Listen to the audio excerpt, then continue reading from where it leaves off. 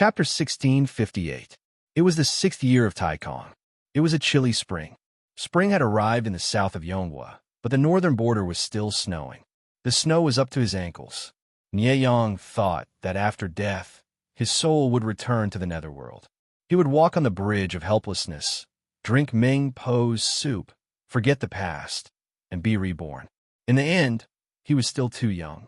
Nieyang was the legitimate son of the Nie family's third branch. Although he was not valued by his elders, he was well-dressed and had never suffered. He was sent to Jiangpengji by Nie Qing to die. He only had time to say his last words before he was decapitated. He felt a chill on his neck. After some time, he regained consciousness. Not only was his neck cold, but his limbs were even colder. It was as if he was in an ice cave. He struggled to open his eyes and saw the broken roof of the house. When he turned his eyes, he saw that the room was pitch black. Nieyang was shocked. He was surprised that hell was like this. He used all his strength to push himself up from the bed. He was shocked. Underneath him was a bed made of dried grass and firewood. His body was covered with something black and smelly. His hands, which were exposed from his sleeves, were cracked and frostbitten. Not only that, but he also found that his feet were bare. His ankles and soles were blue from the cold. Could it be that Lord Lanting was so stingy that he didn't even leave clothes for me? Nieyang murmured. As soon as he said it, he was shocked by his own voice. In his previous life, Nieyang's voice was not as elegant as Nie Qing's, but it was full of youthful vigor. What about now? He sounded like he was about 6 or 7 years old. Although his voice was hoarse, it could not hide his childishness. At that moment, Nieyang realized that his limbs had shrunk. He used all his strength to get up. From the corner of his eyes, he saw white snow outside the broken window. He could vaguely see well-dressed people walking by. Nieyang was at a loss for a while. He panicked and realized that the situation was different from what he had imagined. Could it be this isn't hell? When Nieyang tried to go out, he felt a sharp pain in his head. An unfamiliar and slightly blurry memory filled his brain. It really isn't hell. After a long while, Nieyang revealed a shocked and panicked expression. He looked like he was about to cry, but he wasn't. He was at a loss. Nieyang died at the hands of Jiangpengji. After his death, his soul did not return to the underworld. Instead, he was reborn in a completely unfamiliar dynasty. This body was that of a beggar. His parents died of famine, and he relied on stealing and the support of kind-hearted people to survive. Life was so difficult. The child beggar tried his best to survive, but he was still frozen to death by the sudden snowfall last night. When he woke up again, his inner core had become Nieyang. Of course, he was happy to be reborn, but in this situation, he might as well die. Nieyang sneered. You've done so much evil in your life, but you still have a chance to start over. This God, he really didn't know if God was treating him well or torturing him on purpose. This body was that of an orphan with no parents, no name, and no family. He was penniless and had no home. He was frozen to death in this broken temple. The people nearby called him dog, and the children called him fool. With such a terrible life, if he didn't have the opportunity, he would probably never be able to turn over a new leaf. Nieyang was, after all, an ancient person. His thinking was more inclined to believe that this beggar was actually his reincarnation. But for some reason, the soup of Mungpa didn't work, and it made him remember his previous life. According to this line of thinking, his current life situation could be explained. He had done so much evil in his previous life, so there was no glory or wealth in his next life. He could only live a poor life. Nieyang's lips curled into a somewhat mocking sneer. In his previous life, he had been born into a gentry family and was the son of a respectable noble family. Now he was a beggar. Even if he worked hard, at most he would be ranked among the poor, and people would look down on him. Thinking about it this way, he felt indignant. However, it was too early to think about this. He had to solve the problem of food and warmth first. Nieyang thought about it and followed his memory to the only private school near the village. The examination system in this world was not quite the same as the evaluation system he knew. It was the imperial examination to select scholars. The form of the imperial examination was somewhat similar to the teaching and promotion system implemented by the Duke of Lanting and Wanzhou. However, fortunately, it was the imperial examination and not the evaluation system. Otherwise, Nieyang would never be able to climb up in this lifetime. The evaluation of scholars was based on family background and appearance. Talent was actually secondary. Nieyang's identity in this life was only a beggar. He couldn't even be considered poor. Just based on his family background, he would forever be rejected from officialdom. He still had a chance in the imperial examination to select scholars. Nieyang endured the cold and hunger and secretly peeked outside the window of the private school. He caught a glimpse of the content of the teacher's lecture and felt a bit more satisfied. Although the history of this dynasty was very different from what he knew, the characters in both were the same. Nieyang didn't have to be illiterate anymore. The private school teacher also noticed the beggar outside the window, but didn't pay much attention. This beggar often came over to pick up the students' leftovers. He looked very pitiful, so the teacher would occasionally soften his heart and give him alms. The teacher randomly tested a few students on yesterday's homework.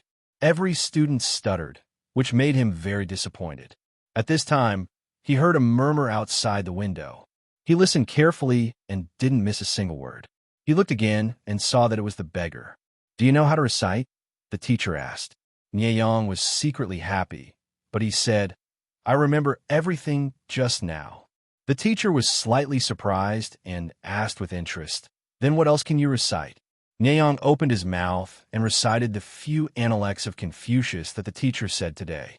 It was strange that Confucius and Mencius were still alive in a strange dynasty. "How stubborn." The teacher murmured, "How smart. What a pity.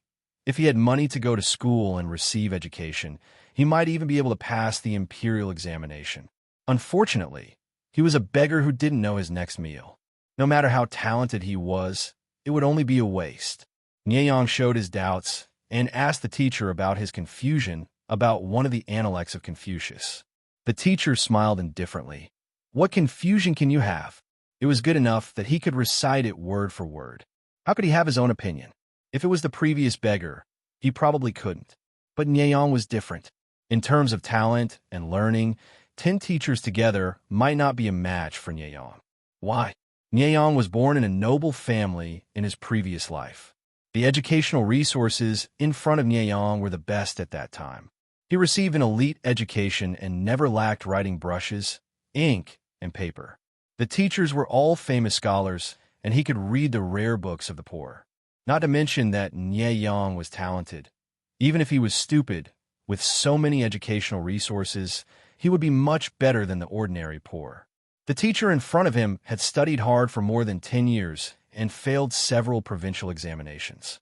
He was discouraged and came back to teach. Nieyang's acting skills were beyond doubt. Even if he was at a disadvantage, he could still create the most suitable opportunity. The teacher was shocked after hearing this. Nieyang said again, "I can do all kinds of dirty and tiring work. Teacher, please do me a favor and give me something to eat." The teacher frowned. This is not a charity hall. Although he didn't look down on Nieyang, the strong sarcasm in his words could be heard by anyone who wasn't deaf. Nieyang had always been a smiling tiger in his previous life. All his emotions were hidden deep in his heart, and no one could see them. He knew how to prioritize things. Right now, survival was the most important thing, and he could still endure this little bit of setback. "Although I'm not talented, I know shame." Nieyang lowered his posture and said word by word, "If you have any work like copying and engraving, I can do it. It's so cold now. If I don't find a way out, I'm afraid I won't be able to survive until spring." Nieyang had a good eye for people, and the teacher in front of him had a good reputation in the surrounding villages. He could play the emotional card. Sure enough, the teacher heard Nieyang's words and asked him, "You can copy and engrave?" Nieyang nodded and showed his 2 frostbitten hands. He said awkwardly, "I can write. I used to secretly watch the teacher teach and practiced with a branch for a long time. But my hands are a little hard from a cold. If I write with a pen, I'm afraid it won't look good." The teacher looked down at Nieyang's hands. They were almost black from the cold. The cracks and frostbites made people feel sorry for him. Thinking of this, he felt pity for him. If this child could really copy well, it would be fine to give him some food to eat. Word were no proof. Even if the teacher was a kind person, he would not believe Nie Yang's words. He still had to test his handwriting. The teacher did not think that a child who had not gone through systematic learning could write well. Nie Yang felt relieved when he saw the teacher's attitude soften. He endured the pain and washed the stains off his hands and arms with ice and snow. Then he rolled up his sleeves and started writing so that the table, paper, and pen would not be dirted. Nie Yang's attitude was sincere and kind. The teacher liked him a lot. Nie Yang's handwriting was good. After all, he was a student of a famous calligrapher. It was just that he had changed his body and his wrist strength was not good enough. He could not write as well as he did in his previous life. Even so, the teacher was still shocked. Nie Yang was from an aristocratic family. He was best at writing two types of characters. One was the popular Wan-Ti in Zhongzhou, and the other was the Mot. These two types of characters were created by Zhongzhou's modern calligrapher. The person who created the Wan-Ti was a woman from an aristocratic family. At that time, the 4 self-accomplishment classics for women had not been created. Women from aristocratic families had a high status. This lady's handwriting was charming and graceful. Many noble ladies followed her example. Many young aristocratic families who pursued fashion also liked to copy and learn. Nie Yang was also a fan. His Wan-Ti was more charming than many women's. The calligrapher who created the Mot was Nie Yang's teacher. At the same time, it was also the character that Nie Yang wrote the most. This type of character was famous for being thick, square, and clear. Nie Yang studied the Mot to hide his true nature. After all, people said calligraphy is like the person.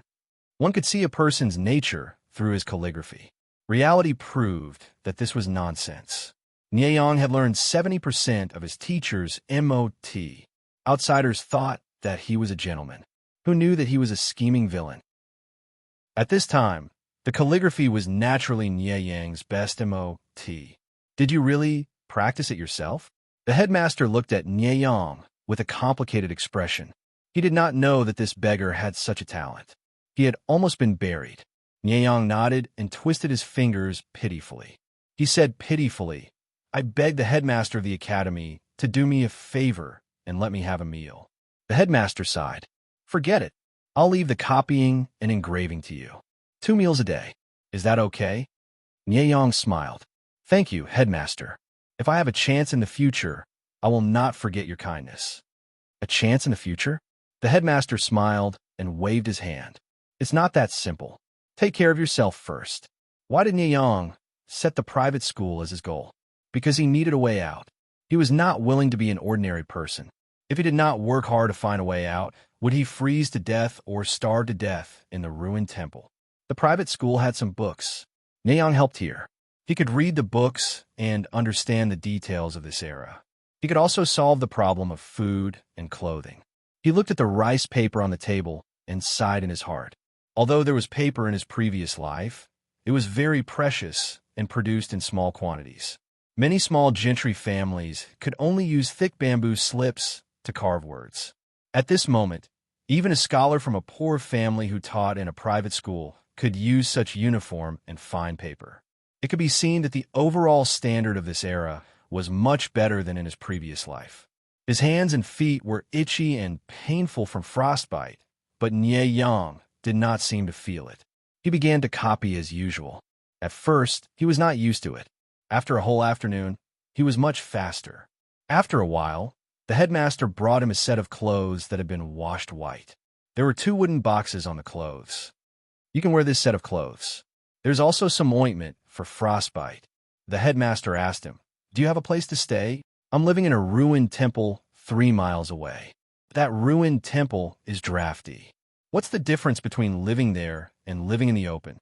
The headmaster frowned. A ruined temple could not keep out the wind and rain. Living there would be courting death. "If you don't mind, you can stay in the woodshed. We'll decide when the weather gets warmer." Nie Yang's eyes showed gratitude. He said sincerely, "Thank you, headmaster." From that day on, Nie Yang lived in the woodshed of the private school peacefully. During the day, He diligently copied the books that the headmaster borrowed from everywhere. At the same time, he secretly recorded the contents of the books. The headmaster provided 2 meals a day, but the portions were always sufficient. Unknowingly, it was March. One day, school ended. The headmaster went to the town to run some errands. Nyeyang did not have any tasks, so he lay in the corridor and took a light nap. When he opened his eyes, the sky was already red. The headmaster sat beside him and looked at him. "You've been here for more than a month, but I still don't know your name." Nyeyang said, "My surname is Nye, and my first name is Yang." His parents died early in this life, and they did not have time to choose a name. Nyeyang did not know their surnames, so he simply used the surnames of his previous life. Nyeyang? There are many Westerners. The river is vast, and it flows northward. The headmaster smiled. "It's a wonderful scene." After a pause, the headmaster asked him, "Do you have any other family members?" Nyeyang was startled and shook his head. No, he was already alone and deserted by everyone. How could he have any other family members? "When I heard you murmuring Nye Ching in your dream, I thought it was your living relative." The headmaster said regretfully, "You're very talented. If your family is willing to support you in your studies, you can still have a future in the officialdom. Even if you don't bring glory to your ancestors, at least you won't have to worry about food and clothing." When the headmaster said the 2 words, Nye Ching, Nyeyang's face turned completely white, without any color. Ever since he woke up, he had been busy making a living. In the dead of night, he restrained himself from thinking about his previous life. Who would have thought that he was actually talking in his sleep? "What's wrong? Do you feel uncomfortable?" "Thank you for your concern, headmaster. I'm fine. It's just that I suddenly thought of my cousin and felt very sad." Chapter 1659. Spring left and autumn came, and winter and summer changed seasons. On the outside, Nyeyang looked like a young child, but on the inside, he was an adult with deep schemes. He helped the headmaster manage the private school while absorbing the knowledge of this era, like a whale sucking in a dragon. The headmaster saw it, but did not stop him. He even gave Nyeyang some advice occasionally. In his eyes, Nyeyang was destined to be an extraordinary person. If he had a good future, he would also benefit. When Nyeyang was 10 years old, the headmaster suggested him to try his luck by participating in the county-level exam. The county-level exam was divided into 3 stages: the county exam, and the academy exam. If he passed, he would receive food from the government every month. Even if he could not go further, he would still be much better than an ordinary person. Nyeyang said humbly, "I don't have a good foundation. I'm afraid I won't pass." The headmaster said, "The county-level exam is not as difficult as you think. With your current foundation, you should be able to pass." Participating in the county-level exam required complicated procedures. The headmaster told him to focus on his revision and ran around to complete all the procedures. Nyeyang watched from the side with an indescribable sense of melancholy. Whether it was Nye Ching or this teacher, they did not know what kind of bullshit the real Nyeyang was. The headmaster lent Nyeyang some money and gave him a lift to participate in the county-level exam. As the headmaster expected, the county-level exam was not difficult. It was not a challenge for Nyeyang at all. He passed the first exam and became a gifted student. At the same time, he became the youngest in that year and was known as a genius. Nyeyang's life improved a lot since he was a gifted student. He stayed in the private school to make a living and spent more time studying every day. After preparing for the exam for several years, Nyeyang took the autumn county exam at the age of 16 and passed the top score. Then he took the spring exam and passed the top score. He performed very well in the palace exam, and the emperor wanted to help him pass 3 top scores in a row. Thus, Nyeyang was promoted to the top scorer. He passed 3 top scores in a row before he was 20. Suddenly, Nyeyang's social status rose, and many people tried to rope him in. Outsiders all thought that Nyeyang would become arrogant because of this. Who would have thought that this little Zhuang Yuan would be able to keep his composure and conduct himself with the demeanor of a great family? If he was thrown into the crowd of nobles in the capital, just by looking at his temperament, it would be hard to tell that Nyeyang was once a beggar. He would look more like a naturally born rich noble. Nieyang didn't get carried away because he knew very well that being the top scholar was only an entrance ticket to the officialdom, not a ticket to the finish line. How high he could climb in the future and how much power he could control all depended on his future management. At the Jasper Forest banquet, many people wanted to see what this Zhuangyan, who had yet to reach the age of 20, looked like. Nieyang wore a clear and harmless smile on his face as he walked among the nobles with ease. His every movement didn't seem like that of a bookworm who had studied hard, but more like that of an experienced official. Before the court examinations, Nieyang had tried his best to gather information about the situation in the court. The current emperor's surname was Nie. He was 32 years old when he ascended the throne in the first year of Taikong. He had 5 sons and 3 daughters. The first 4 princes had already reached adulthood. Only the 5th prince, who was also the crown prince born by Empress Yuan, had yet to reach adulthood. Counting them, he was half a year older than Nieyang. A few years ago, Empress Yuan had died of illness. The emperor had the intention of suppressing Empress Yuan's paternal family, the Duke of Jinghua. In addition, the 4 older princes had entered the court one after another after coming of age. There was a faint tendency to surround and attack the crown prince. The crown prince was only the heir to the throne of the empire. His privileges were only 1 level lower than the emperor's. However, he was still not the emperor and his life was in danger. Nieyang had a faint smile on his face. In his heart, he was calculating which prince had the upper hand. However, his calculations still fell through when he heard the name of the crown prince. Nie Qing. It was actually Nie Qing. Nieyang was very surprised. His hand trembled and wine spilled out. After the Jasper Forest banquet began, the emperor, the crown prince, and the other 4 princes appeared one after another. Nieyang's expression changed over and over again. There was no other reason. The crown prince's face, figure, manner of speech, and temperament were almost identical to his cousin Nie Qing from his previous life. The difference was that his cousin Nie Qing was a bright and elegant scholar. Like the bright moon, he always had a faint smile on his lips. His every move was a role model for nobles. The crown prince in front of him was indeed similar, but there was a faint hint of melancholy between his brows. Nieyang suppressed his wildly beating heart and kept his breathing steady. However, he could not bear to look away from the crown prince. Why were they so similar? Could it be that the crown prince was the reincarnation of his cousin Nie Qing? That was also possible. Nie Qing was born rich and did not do evil. It was reasonable for him to be reincarnated into the imperial family and become the crown prince. Nieyang swallowed nervously. His hands hidden in his sleeves were sweating profusely. His fingers were almost twisted into a ball. "Cousin," Nieyang murmured, his eyes welling up with tears. The others only thought that he was young and could not hold his liquor. After a few teasing words, they turned their attention to the ranking I in Tanhua. In the middle of the Jasper Forest banquet, Nieyang caught a glimpse of the crown prince getting up to leave. He found an excuse to follow, but was blocked by someone. "Why is the top scholar here?" The crown prince revealed a suspicious look, but the vigilance in his eyes made Nieyang instantly sober. He was not Nie Qing. No, it should be said that he was not the Nie Qing he knew. Nieyang's heart raced, but he showed an embarrassed expression. He lowered his head and said in a low voice, "I can't hold my liquor. I drank a little too much just now, but I couldn't find a place to change, so I couldn't ask, so, Your Highness, please forgive me for my lack of manners." The crown prince's expression eased. This was also Nieyang's fault for looking so harmless that people could not raise their guard. Perhaps it was an ill-fated fate, but Nieyang looked exactly the same in this life as in his previous life. He naturally knew how to show his harmless side.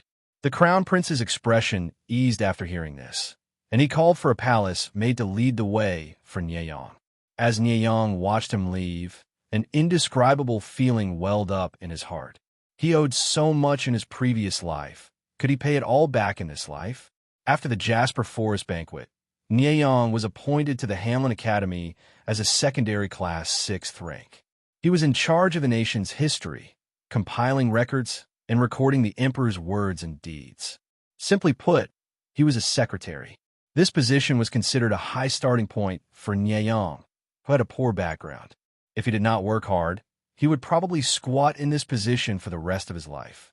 If he did well and won the emperor's favor, then the role and power of this position would not be small.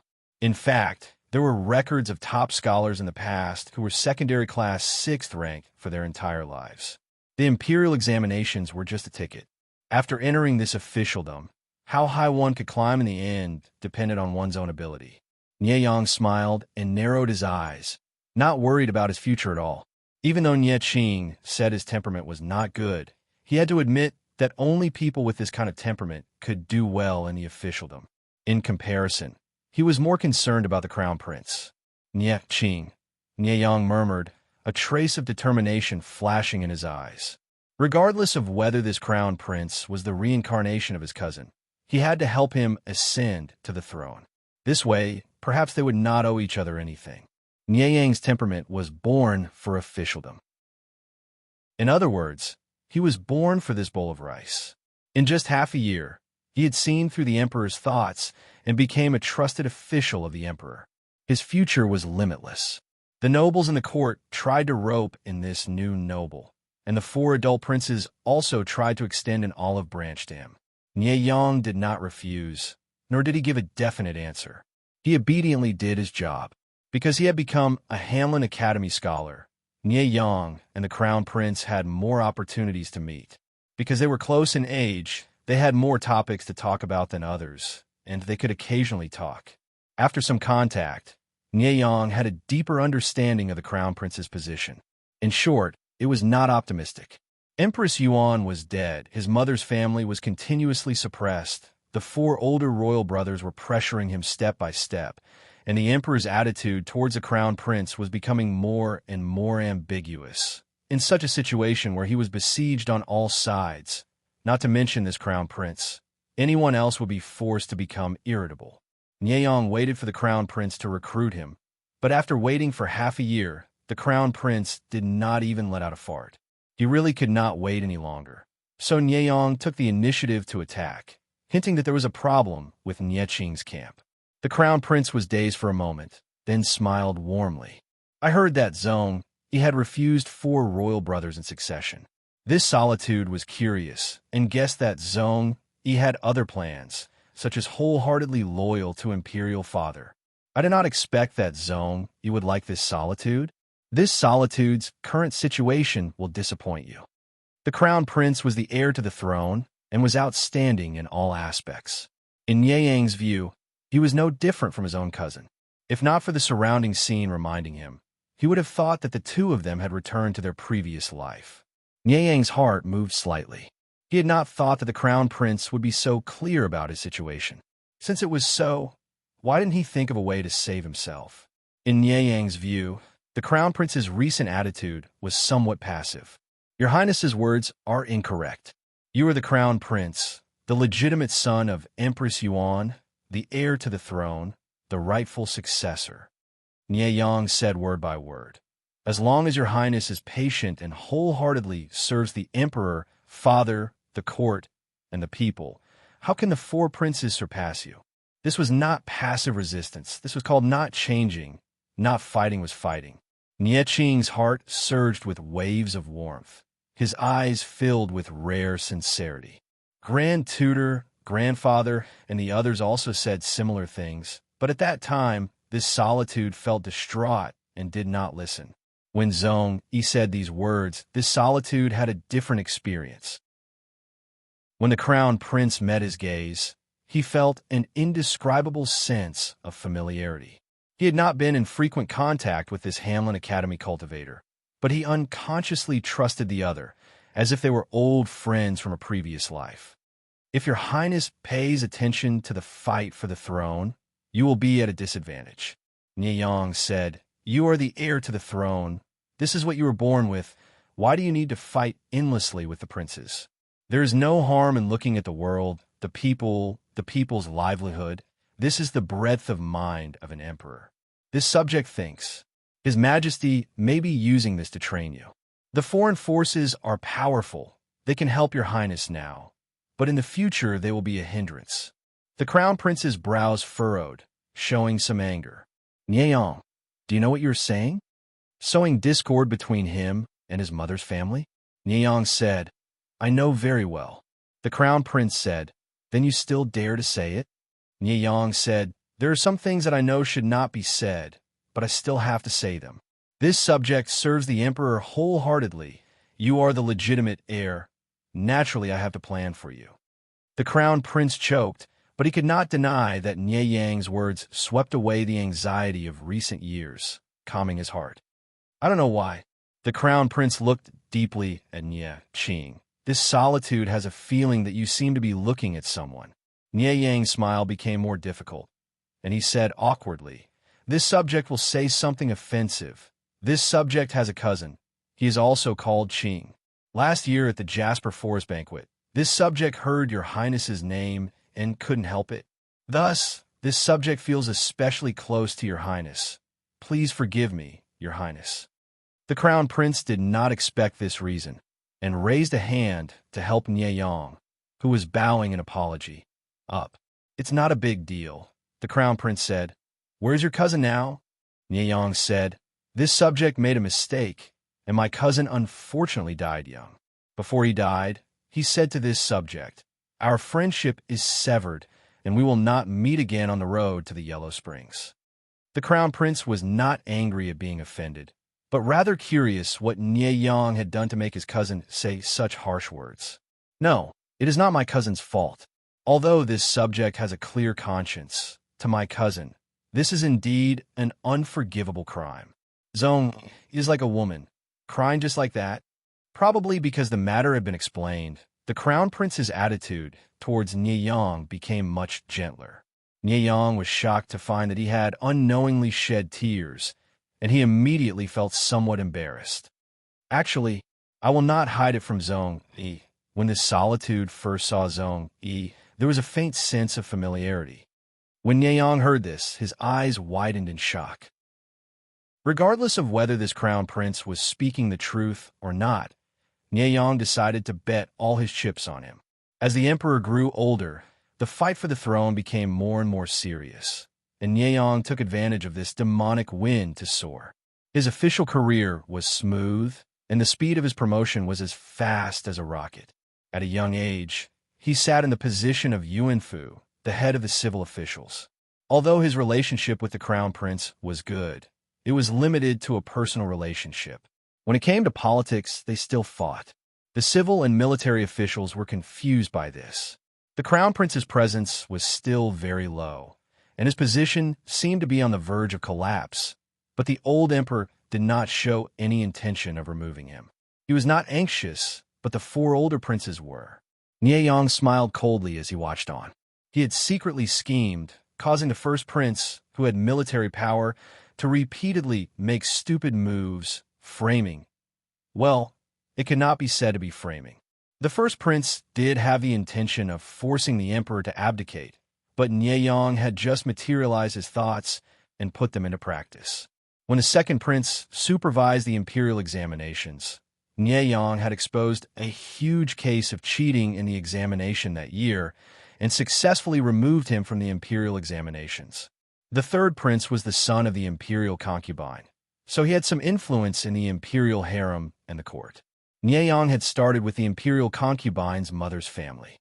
In this world, there were only stains that had not been found, and there were no clean, and dignified nobles. The fourth prince was even simpler. Nieyong himself was an Oscar winner, so how could he not see that the fourth prince, who seemed uncompetitive, was actually very scheming and scheming? Nieyong would not be merciful to his own kind. In just a few years, he had defeated all the princes. He had eliminated his political enemies at the front, and the crown prince, Qing, had taken care of things for him from behind so that the old emperor would not find out. After 2 years, the old emperor abdicated as the crown prince.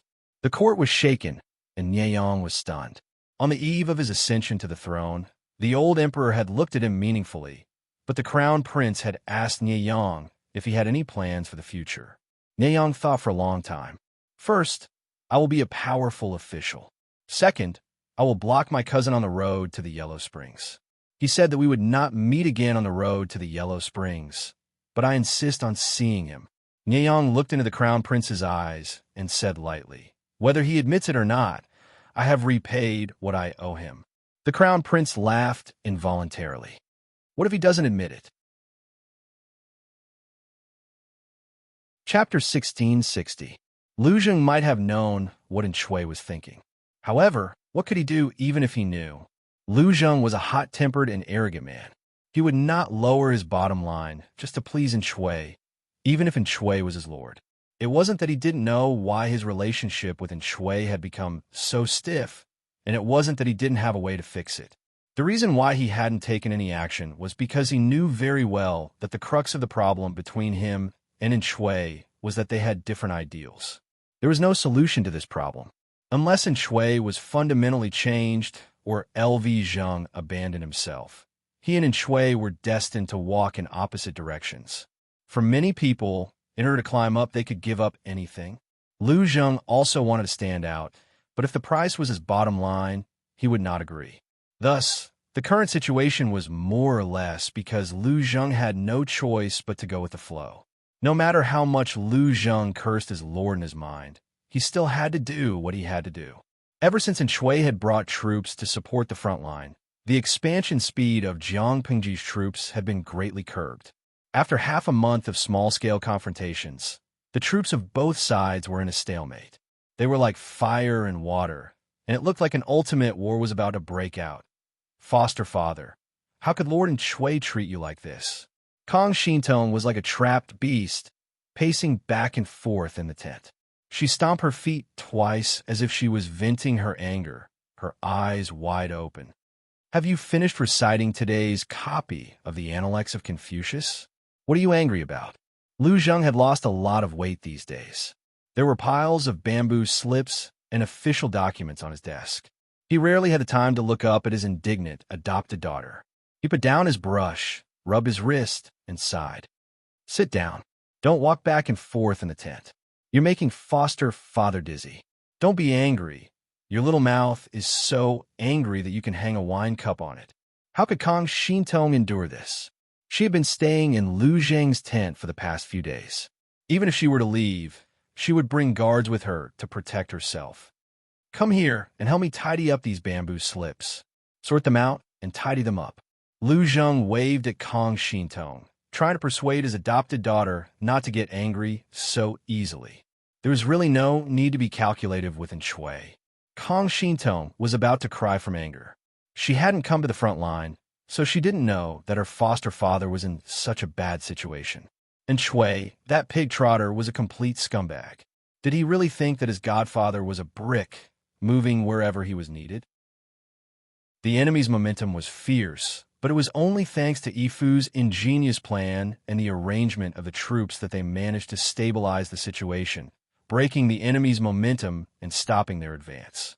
As soon as the battle formation was stabilized, Shui could not wait to throw Lu Zheng, who was supervising the battle, to the rear to deal with trivial matters. There were so many matters that Lu Zheng had to stay up all night to fight. Kong Shintong could not see anything else. She could only see that Shui had shamelessly taken credit and glory from his subjects. What a shameless pig trotter. Kong Shintong watched as her foster father lost weight. Even if he was busy, he still grabbed hold of her studies and answered her questions. How could she not be touched? His adoptive father was such a good man. So why wasn't Shui so guarded against him? Didn't Shui really think that his foster father couldn't be anyone else but him? Godfather, your daughter is coming. Kong Shintong was about to say something, but she forcefully held back her words and obediently helped Lu Zheng share his burden. After busying herself for a while and clearing away some of the bamboo slips that had piled up like a mountain on the table, Lu Zheng heaved a sigh of relief. He had the time to discipline his foster daughter. This is a military camp, and there are openings in all directions. Remember to be careful with your words and actions, lest the Lord hears what you shouldn't say. Lu Zheng lectured his foster daughter with a stern expression. Kong Shintong hung her head dejectedly and obediently complied. Lu Zheng said, "Actually, it's fine if I'm not at the front of the battle formation. There are many talents in the Lord's camp. Naturally, he can stabilize the situation. Kang Shintong said, "You're kind. You're still covering up for them at this time." She had seen how good Lu Zheng was. In her heart, apart from her idol, Jiang Pengji, Lu Zheng was the best. The outcome of the battle isn't something that can be decided by one person. At most, I prevented them from being schemed against by the enemy, but you can't say that this is all my credit. Speaking up to this point, Lu Zheng paused and added, "Moreover, Lu Shi is yet to appear at the front of the battle formation." Kang Shintong's gaze was filled with doubt. This fellow Lu Shi, there are few who are better at fighting than him, and there are few who are smarter than him. Based on his past experiences, wherever there's a war to fight, he'll be there. Lu Zheng muttered, "Looking at the enemies everywhere, Zhongzhao has basically been defeated. Other than the Lord's Nansheng, he has no other battlefield to join in the fun. The two armies have been at war for more than a month, but there's no trace of him in the various battlefields. It's really strange. In the past, Jiang Pengji was too active. Now that she was suddenly as quiet as a chicken, Lu Zheng felt uneasy." Foster father? You mean, Kang Shintong thought that her foster father would say something groundbreaking, but unexpectedly. Either he's injured or he's pregnant. However, it's not the first time that Lu Shi has pretended to be sick to deceive people.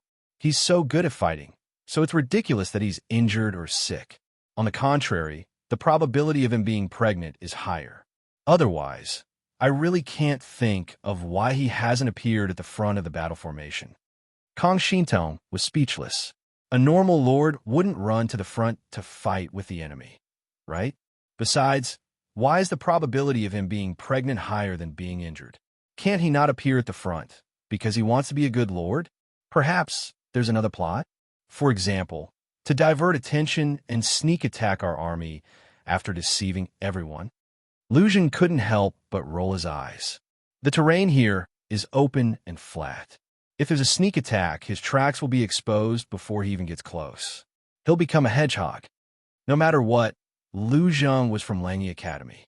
He was one of Master Yuanjing's disciples. His foundation was solid, and his knowledge of setting up a camp was perfect. When he chose to set up camp here, he naturally considered the possibility of the enemy launching a sneak attack.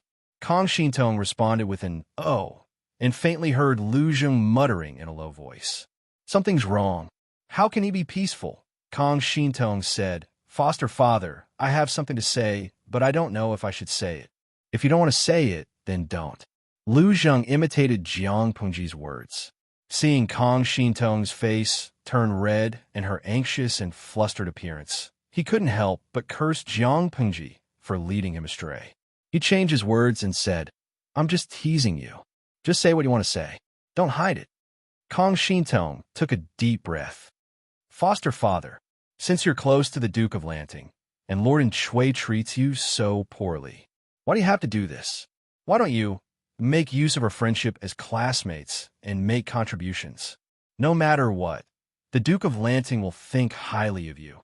Lu Zheng's face turned cold, but he didn't get angry, and he didn't reprimand her. He just said with a cold face, "Compared to Fang Ji, you seem more like a lobbyist sent by Lu Shi. Whose foster daughter are you?" Chapter 1661. Kang Shintong lowered her head timidly. "There's no room for discussion. You're still young and don't understand. It's late, go and rest." Lu Zheng ordered for her to be driven away. Kang Shintong knew she had said something wrong and looked nervous and afraid. She bit her lower lip so hard that a mark appeared. "Here, godfather, sleep early too. Don't tire yourself out." Kang Shintong retreated. Lu Zheng stared at the candlelight in a daze. This child is still too young. Lu Zheng sighed softly as if he was lamenting. If Kang Shintong had been calmer, she would have realized that Lu Zheng didn't despise her for saying such treacherous words. He didn't even reprimand her. It could be seen that Lu Zheng wasn't completely loyal to Chui. He even had many complaints. Just as Lu Zheng had said, Kang Shintong was too young. Her thoughts were all natural and didn't know the twists and turns. Lu Zheng's personality determined that he wasn't someone who would surrender without a fight. Flattery was better than death. It was the same even if Shui was a pig. After this conversation, Lu Zheng was no different than usual. Kang Xintong, on the other hand, felt guilty and regretful. She had been too impulsive. Even though it was for her godfather's good, he had assisted in Shui for so long. He couldn't just give up. Kang Xintong was regretting when a loud horn sounded outside the tent. The drums were beating like thunder, causing the sand on the ground to tremble. Her heart tightened. She secretly opened the tent's curtain and looked outside. Although she couldn't see anything from here, she could feel a murderous aura choking her throat and preventing her from breathing as she looked at the much emptier military camp and the sound of the war drums coming from afar. Kang Xintong looked at the hurried figures and murmured softly, "There's another battle. Is Godfather all right?" The battle had lasted from dawn to dusk. During this time, many wounded soldiers had been carried back from outside. Some of the wounded soldiers were bathed in blood and looked like blood people. Their original appearance could not be seen. Some of them had broken limbs and wreckage, and their human forms could not be seen. All of them were in so much pain that they wanted to die. Moans of pain flowed from the corners of their lips. Almost none of them had their arms or legs intact. Their bodies were covered in wounds. If she wasn't still alive, Kang Xintong would have suspected that she had come to the underworld. Kang Xintong obeyed Lu Zheng's warning and did not dare to run around. Every time the battle started, she would hide in her tent. While his heart was beating like a drum, he listened to the movements outside. Even though Jiang Pengji was her idol, she knew that once Shui was defeated, the military camp would be in danger. Not only would she be in danger, but her godfather would also meet with misfortune. Therefore, every time there was a war, she would worry for a long time, from the moment the war drums sounded until the gongs sounded to retreat. He was worried that Jiang Pengji would lose and that his foster father would be in danger. She asked someone to leave some food for Zheng. She cooked a small stove to keep him warm so that he could eat hot food as soon as he came back. Perhaps it was because the enemy's offensive had become much fiercer and the war was in a tight situation. Lu Zheng did not deal with his chores for the past 2 days. He was summoned by Shui for a meeting before dawn and did not return even when the moon was high in the sky. Not knowing how the battle situation was, Kang Xintong yawned next to the small stove. When she woke up, she did not see Lu Zheng return. Could it be that we've lost today? Kang Xintong recalled the number of wounded soldiers she saw during the day. The number was indeed greater than the previous few times, and it looked even more tragic. She hugged her knees and waited for a while. Finally, she heard familiar footsteps coming from outside the tent. Kang Xintong was energized and her sleepiness disappeared completely. "Godfather," she called out. The tent flap was lifted. With the help of a few candles in the tent, she could barely see who it was. "Why aren't you sleeping?" Lu Zheng was slightly stunned. Kang Xintong had already stepped forward to welcome him. He subconsciously took a step back, but it was still too late. Kang Xintong smelled the scent of blood on his body, and her expression changed drastically. Kang Xintong asked hurriedly, "Is Godfather injured?" Lu Zheng raised his hand to cover his left arm and shook his head. Swords have no eyes in front of a battle. It's inevitable that he will be injured. Kang Xintong said, "Godfather is the military supervisor. He's in the middle of the army. How can he be injured so easily?" Unless the formation of the 3 armies was broken by the enemy and the enemy rushed into their own formation, it was possible that Lu Zheng, who was heavily protected, would be accidentally injured. Lu Zheng's brows showed some fatigue. He said, "Today's battle situation is not optimistic. The enemy's combat power is extremely strong, while our army—" He wanted to say something but stopped. In terms of the number of troops in the 3 armies, Shui undoubtedly had a great advantage. They were almost twice as many as the enemy. But in terms of overall combat quality, the elites under Jiang Pengji's command obeyed orders strictly. Their ability to carry out battles was extremely strong, and the combat power they displayed was naturally tyrannical. Even without Jiang Pengji, who was a bug in the game, charging and killing at the front, they gradually suppressed Shui's arrogance. Lu Zheng had seen countless storms and waves, but he had never wanted to curse like he did today. Look at the enemy's combat quality. Look at his own people's ability to carry out their tasks. The troops under Jiang Pingji's command used their actions to tell Shui that numbers didn't mean everything. Their quality was inferior to the enemy's, and Shui had recruited so many ordinary young men in such a short period of time who were waving flags and shouting battle cries. They had forcefully lowered the overall quality of the troops. Over the past few days, Lu Zheng had tasted what it meant to be powerless. He almost couldn't suppress his negative emotions. In his mind, he had several formations to deal with the enemy. He cooperated with the chief commander to issue military orders, but the effect was far from what he had expected. It was as if his brain was active and he tried to control his body to counterattack and defend against the enemy, but his limbs wouldn't listen to him. He was either paralyzed and stiff or he was flailing about. He could only watch helplessly as the enemy's raised blade pierced into his body. Lu Zheng had returned so late that day, not only because he was injured, but more importantly because Shui had made him stay behind and reprimanded him. Everyone knew what the crux of the matter was, but no one stood up for Lu Zheng. They didn't dare to say it. What did they say? That the overall combat power of the army wasn't strong because the quality of the troops that Shui had forcibly recruited was too weak. Not only did they not increase their combat power, but they were also holding them back. If they said that, it would be tantamount to questioning Shui's decision and ability. No one wanted to commit a crime when Shui was furious. Lu Zheng became the scapegoat. Of course, Shui still had a sense of propriety. Although he said it was a reprimand, he actually didn't say anything harsh. After all, his trusted aide and right-hand man, Hua Yuan, wasn't here. He still needed to rely on Lu Zheng now. He couldn't completely offend him and disappoint him. Kong Xintong was silent. She only brought the warm food to Lu Zheng, hoping that he would eat a little. I'm afraid that in this battle, I'll try my best to help you settle down. Jiang Pingji still didn't participate in the battle, but the army led by Fu Wang was assisted by a few famous strategists. Lu Zheng was surrounded by useless teammates. He had the heart, but not the strength. Before the situation worsened, he planned to first find a way out for Kong Xintong and ensure her safety. I'm not going anywhere. Kong Xintong refused resolutely. Lu Zheng ate in silence, neither agreeing nor disagreeing. Without waiting for Lu Zheng to come up with a plan, bad news arrived 2 days later. It shocked the entire army and made them anxious and uneasy. 200,000 dawn of rations had been stolen, and Shui was so angry that his entire body trembled. He killed the general who was responsible for escorting the rations. In his heart, he even cursed 18 generations of Jiang Pengji's ancestors. Lu Zheng frowned slightly. Jiang Pengji, who had been in seclusion for 2 months, had appeared. She seized 200,000 dawn of rations in one move. Lu Zheng sighed and said, "It's really her style. It was fine if she didn't move, but once she did, she would kill."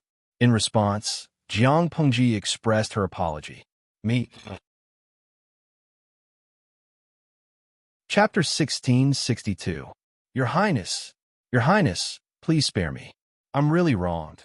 Lu Zheng had received the news that the rations had been robbed and hurried over, just in time to see 2 soldiers dragging the tied-up general out to be dealt with according to military law. The general knew he was going to die, but he refused to give up hope of survival. Seeing Lu Zheng's figure from the corner of his eye, he hurriedly straightened his neck and shouted, "Military counselor! Military counselor! I'm wronged. I've been diligent in supervising the rations. I've never betrayed my lord." Hearing him shout, Lu Zheng's feet paused, his wooden clogs making a muffled sound on the gravel. The general struggled and said, "It's not my fault that the rations were leaked. Military counselor, save me. I'm really wronged. The rations were fake. They were switched long ago. I'm wronged.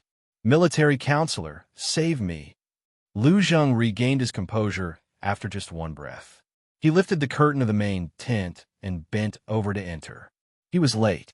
The tent was already filled with people, but many of them had grave expressions and didn't even notice his arrival. And Shui had just ordered the execution of the general and was still angry. Seeing that Lu Zheng was late, he was even more displeased. He hadn't expected Lu Zheng's tent to be set up so far away from the commander's tent. Even if Lu Zheng had jogged all the way here, he wouldn't have arrived so quickly. Of course, as a qualified scumbag, and Shui wouldn't find fault with himself. Ordering people he didn't like to come and go at his beck and call was the typical behavior of a scumbag. When there was nothing to do, he ignored Lu Zheng. When there was something to do, he spoke intimately. He suppressed his displeasure and asked for a solution in a low voice. His eyes seemed to flow with pure trust. Lu Zheng had long been used to Shui's behavior. While sighing that his lord was a drama queen and every inch of her was an actor, he bowed in shame and said, "I heard about the rations being robbed and rushed here. I didn't have time to understand the details." And Shui choked, feeling even more suffocated. Seeing that Shui had nothing to say, Lu Zheng turned his head to ask the others what had happened. And Shui silently swallowed the roiling scolding in his throat. He suppressed his irritation and waited for Lu Zheng to understand what had happened. 200,000 dawn of rations was not a small number, and it was also related to the army's consumption for a while, so the troops guarding the rations naturally did not dare to slack off. Unfortunately, no matter how hard they tried, they still failed to defend against the enemy. When the grain transport army was about to arrive, they were robbed by the enemy. Everyone thought that it was Jiang Pengji's masterpiece with her execution ability. Jiang Pengji's status rose along with the tide. The things she had done were studied under a magnifying glass and analyzed over and over again. As her enemies, and Shui and the others naturally knew how many things this fiend had done that made people tremble in fear just by hearing her name. After the analysis, they unanimously threw the blame to her. Little did they know that after Jiang Pengji turned over a new leaf, she did not roam the front lines anymore, let alone bring people to rob rations. It was true that the people under her command had robbed the rations, but she was not the one who had benefited from the rations. Lu Zheng was keenly aware that something was wrong. He furrowed his brows and asked the people around him. After a while, he said to Shui, "My lord, there are still doubtful points in this matter. I sincerely ask my lord to retract your order and spare General Chai's life for now." And Shui almost fainted from anger. He could not suppress his temper and reprimanded Lu Zheng for having ulterior motives in front of everyone. General Chai, whom Lu Zheng had accused of collaborating with the enemy and betraying his lord, should be killed if not this kind of person. Kill Lu Zheng. And Shui did not expect Lu Zheng to plead for mercy on General Chai's behalf. He was even more furious. "I sincerely ask my lord to listen to me. There are many doubtful points in this matter. My lord should treat it with caution." Lu Zheng looked like he was going by the book. His tone was indifferent. "The matter of the rations is a secret of our army. How did the enemy know so much about it and catch General Chai off guard?" And Shui laughed coldly and asked in return, "This person even has a letter of collaboration with the enemy and betrayal of his lord. How do you think Lu Shi knows so much about it?" The enemy could tell at a glance that this had been planned for a long time. There must have been an insider who leaked information to them. Who else could it be other than General Chai, who had irrefutable evidence? He really did not know what was wrong with such a stupid question. Lu Zheng said, "In that case, after the rations were stolen, why didn't he take the opportunity to be captured by Lu Shi and escape from his predicament? Instead, he led an army to break out of the encirclement and pass the news to my lord, causing him to be killed in the end. Also, General Chai said that the rations were fake. What's going on?" And Shui said angrily, "It's just a traitor's way of survival and framing others." Lu Zheng did not think so. When the enemy had launched a sneak attack, General Chai had tried his best to protect the rations. However, the enemy had the advantage of time, place, and people. They had suddenly attacked and caught everyone off guard. With a ferocious move, the soldiers guarding the rations had been beaten senseless. General Chai had tried his best to delay the enemy, but to no avail. In the end, he had no choice but to burn all the rations. They could not use them, and the rations could not fall into the enemy's hands. In the end, the rations on the top were normal, but the rations on the bottom were disguised. They did not contain rations at all. When General Chai discovered this, he was completely stunned. This was far more terrifying than an enemy's sneak attack, and Shui wanted to kill him, so he revealed this matter. In the end, no one believed him. Framing others? Framing who? Lu Zhang said in a low voice. No matter how protective the Lord is, he should not be biased at a time like this. The person in charge of the rations was Hua Yuan. If the rations Hua Yuan had prepared were real, then General Chai was the liar. On the other hand, this problematic batch of rations had been prepared by Hua Yuan. Perhaps the one who leaked the details of the rations and attracted the enemy's precise attack was Hua Yuan. After some maneuvering, this batch of 200,000 don of rations was rightfully taken by Hua Yuan. Of course, and Shui was not the only one who did not believe this. The others did not believe it either. What would Hua Yuan gain by doing this? They did not know, but Lu Zheng did. That madman's inner core was Lu Shi. What did he gain by seizing the rations and heartlessly betraying his teammates? This monster was preparing to ascend to the heavens. Of course, even if Lu Zheng told the others that Hua Yuan's essence had been divided into Lu Shi, no one would believe him. Instead, they would think that he was using clumsy and underhanded methods to suppress Hua Yuan. Lu Zheng could not be bothered with this thankless task. Do whatever you want. He had lost all hope in his teammates, and Shui was so angry that he was about to ascend to the heavens. What did Lu Zheng mean by this? Was he reprimanding him for being biased in front of everyone?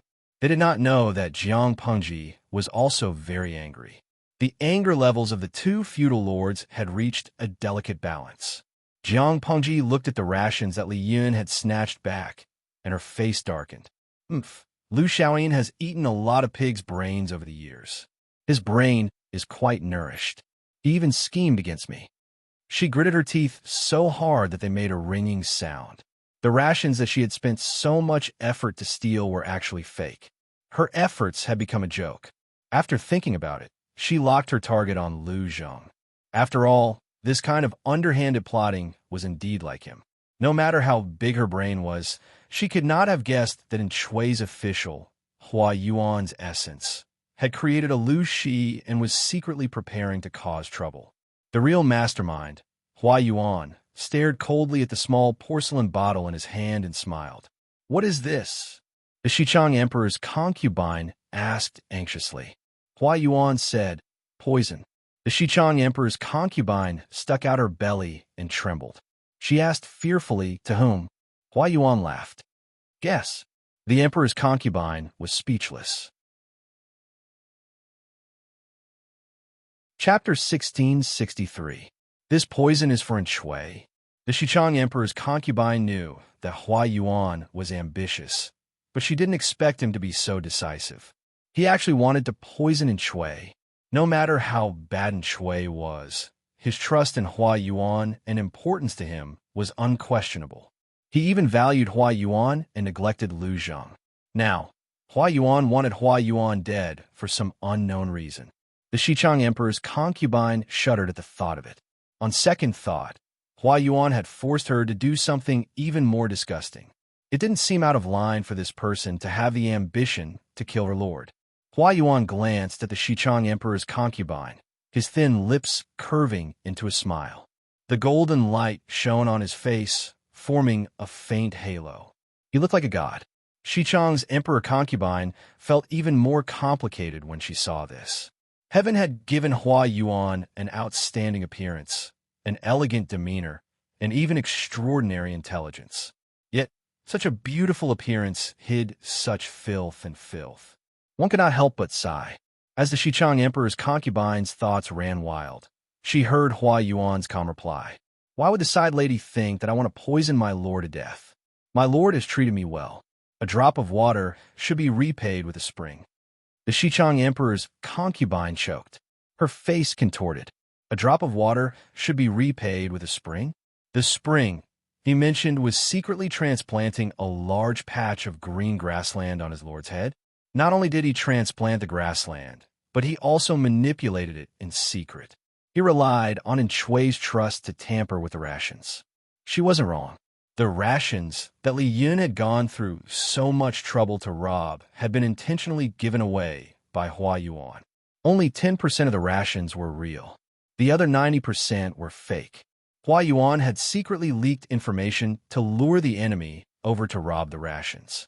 Jiang Pengji had taken the bait and sent people to rob the rations. The 200,000 dawn of provisions were easily taken away by the enemy.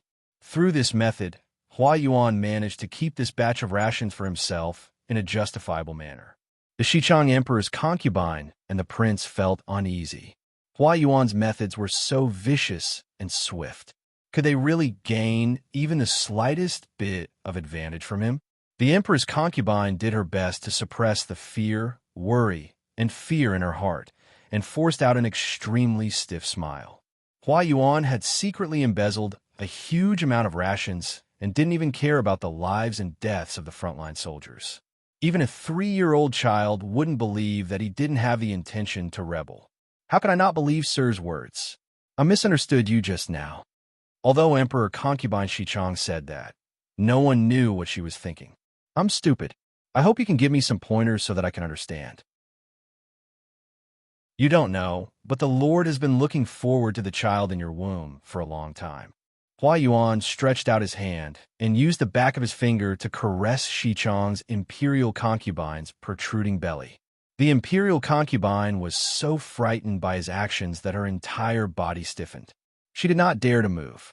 Cold sweat broke out on her forehead, and her slender body trembled slightly. It was as if Hua Yuan was not using his finger but a sword to threaten her. Finally, when she realized that Hua Yuan hadn't harmed her, she heaved a long sigh of relief. She faintly felt as if she had escaped from death. But Sir knows this child isn't. Hua Yuan retracted his hand and took out a handkerchief from his sleeve to wipe his fingers. His movements were reserved and elegant, as if there was really something dirty on it. The Lord doesn't know, does he? He said indifferently. He doesn't know. The child you bear is his flesh and blood. Emperor Concubine shut her mouth because she realized that Hua Yuan's eyes were flashing with murderous intent. If she said one more thing that she didn't dare to say, she didn't doubt that the poison in Hua Yuan's hands would enter her mouth. As if he was murmuring carelessly, Hua Yuan said, "If only this child was a son, the Lord would have a successor." Emperor Concubine forced a smile. Even if it's a son, he's just a bastard son. Lang Jun still has a legitimate young master. Because Shui's body was damaged, he could no longer impregnate women. In order to appease the officials who followed him, he adopted a son from a branch family. After many years, this young master had long been recognized by the officials. Everyone treated him as Shui's successor. Even if Emperor Concubine Xichang gave birth to Shui's biological son, he would only be a bastard son. He wouldn't be able to compete with the adopted son and nominal son of the legitimate wife. When her child grew up, who knew if Shui would still be alive? After all, there was a lunatic like Hua Yuan on the inside and Jiang Pengji on the outside. And Shui was sandwiched between them. No matter how you looked at it, he seemed like a short-lived creature. Even if Jiang Pengji didn't kill Shui, the young master would have grown up after many years. How could a young child be able to compete with him? Unless Emperor Concubine Xichang's mind spun. An extremely daring idea suddenly popped into her mind. Could it be? Her eyes widened and she took half a step back in fright. If the poison in Hua Yuan's hands wasn't prepared for Shui, then it was prepared for the young master. If the young master died, Shui would stay at the front lines and be controlled by Hua Yuan. Wouldn't his life and death be at Hua Yuan's disposal? As long as the two of them died, the child in her womb could only be used as a bargaining chip for Hua Yuan to seize power. As expected, Hua Yuan said, "Young master." Side madam, the Lord values the child in your womb more. He has long had the intention to abolish Li. Abolish Li? Yes, this is indeed the Lord's intention. The young master is a stumbling block for the child in the side madam's womb.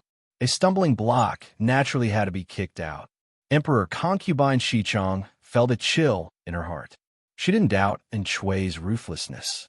His intention to abolish Li was probably true, but whether it was Shui's idea or Hua Yuan's own decision to poison the young master was debatable. And Shui was shameless, but he wasn't brainless. He favored his biological son, but before his biological son grew up, he wouldn't kick out his backup stepson early. An unborn child, no one knew how talented he was and whether he could grow up safely. In summary, this was most likely Hua Yuan's own intention. How can a woman like me understand these things? Everything will be decided by the master. Hua Yuan laughed. That won't do. I'll need a little help from the side, madam. Emperor Concubine Shichong's eyelids twitched violently. What kind of help? Hua Yuan leaned forward and whispered a few words into her ear. Emperor Concubine's body trembled slightly. Her eyes were filled with shock and fear. "Yes, sir, this matter." Her lips trembled and she wanted to refuse, but when she saw Hua Yuan's half-smiling eyes and the murderous intent deep in them, she had no choice but to give in. Everything will be arranged by the master. Emperor Concubine held her stomach with one hand and lowered her head. Hatred and indignation that could topple mountains and overturn seas rose in her heart. It was too unbearable and humiliating to be at someone's mercy. A conspiracy quietly took shape. 2 days later, a spring rain came. The mountain mist was thick and light, and the air was filled with the fragrance of soil and spring rain. The faint sound of horse hooves approached from afar. Chapter 1664. It's a pity that you didn't come hunting today. The weather had been good these days, so the youth had asked Hua Yuan out to hunt with him. However, Hua Yuan had been troubled by the looting of rations and could only decline the youth's invitation. The youth was disappointed, but he also understood that business was more important. He didn't dare to act recklessly. Ever since Shui's side wife had gotten pregnant, the youth could clearly feel that his father treated him differently. For example, during this war, as the heir who was about to reach adulthood, he had been left behind. It was said to be for protection, but honestly, did he need such protection in troubled times? A few years ago, the youth had gone to Dongxing with his master, Hua Yuan, to seek an alliance. At that time, there was no mention of protection. Why didn't Shui suddenly say protection when he was about to reach adulthood? On the surface, it was protection, but in reality, it was weakening the relationship between the youth and Shui's subjects. The youth wasn't stupid. He naturally realized it. However, he couldn't tell anyone about it. He could only suppress it in his heart. As an idler, and also to show his father how harmless he was, he had been addicted to hunting and pleasure. His master, Hua Yuan, had even lectured him seriously. Don't be addicted to pleasure and neglect your studies in government affairs. The youth could only smile bitterly. He didn't dare look up at Hua Yuan's disappointed eyes. He hadn't grown his wings yet and could only rely on Shui. Even a sneeze from Shui made his heart jump and his thoughts run wild. The only fortunate thing was that his master, Hua Yuan, was the only person who had maintained a normal attitude toward him after the incident. Because they were rare, they were precious. The youth saw how Hua Yuan treated him, so he naturally trusted and respected him even more. He looked at the prey hanging from the horse's back and seemed to think of something. The corners of his lips curled involuntarily, and his eyes curved into 2 crescent moons. His clear eyes were filled with a smile. He was very good-looking. Even though he still looked a little young, his bearing had already been developed. Anyone who saw such an outstanding youth in the wilderness would probably think that they had seen a beautiful spirit. I'm lucky today. This wasn't a good season for hunting. The prey had just survived winter and were skinny, not as plump as they were in autumn. However, the prey today were all good. Their fur was smooth and beautiful. The youth planned to pick the best and give it to Hua Yuan. The servant who served the youth cursed his bad luck. He mumbled, "How is it good luck? We've been completely drenched." The youth looked up at the rainwater dripping down from the eaves, brushing the moss green. Although the weather was not beautiful at this time, it did not affect the youth's bright mood. He said with a smile, "It's raining and we've already come across a wooden hut. Isn't that good?" When hunters went hunting in the mountains, those who were lucky could go and return on the same day. Those who were unlucky had to wait patiently in the mountains for a few days. For the sake of convenience, They would build this kind of temporary shelter, and passersby could also rest here. The young man was in a good mood and did not feel that the rain was inappropriate. The attendant untied the wineskin from the back of the horse and handed it to the youth with both hands. "Young master, drink some wine to warm up your body, lest you catch a cold." The rain came suddenly. Even though everyone found shelter as fast as they could, they were still wet. Their clothes and hair were wet. The young man was of high status. If he fell sick because his attendants did not take good care of him, the attendants accompanying him would be in trouble. The attendant saw the young man take the wineskin and gulp it down. Only then did he feel relieved and turn around to fetch a clean set of clothes. Although the wooden hut was small, it had all the essentials. There was also a lot of dry firewood in the house, just enough to make a fire and boil water for the young man to bathe. The young man waved his hand and said, "Put the clothes aside. I'll change later. I don't want to move now." "Yes."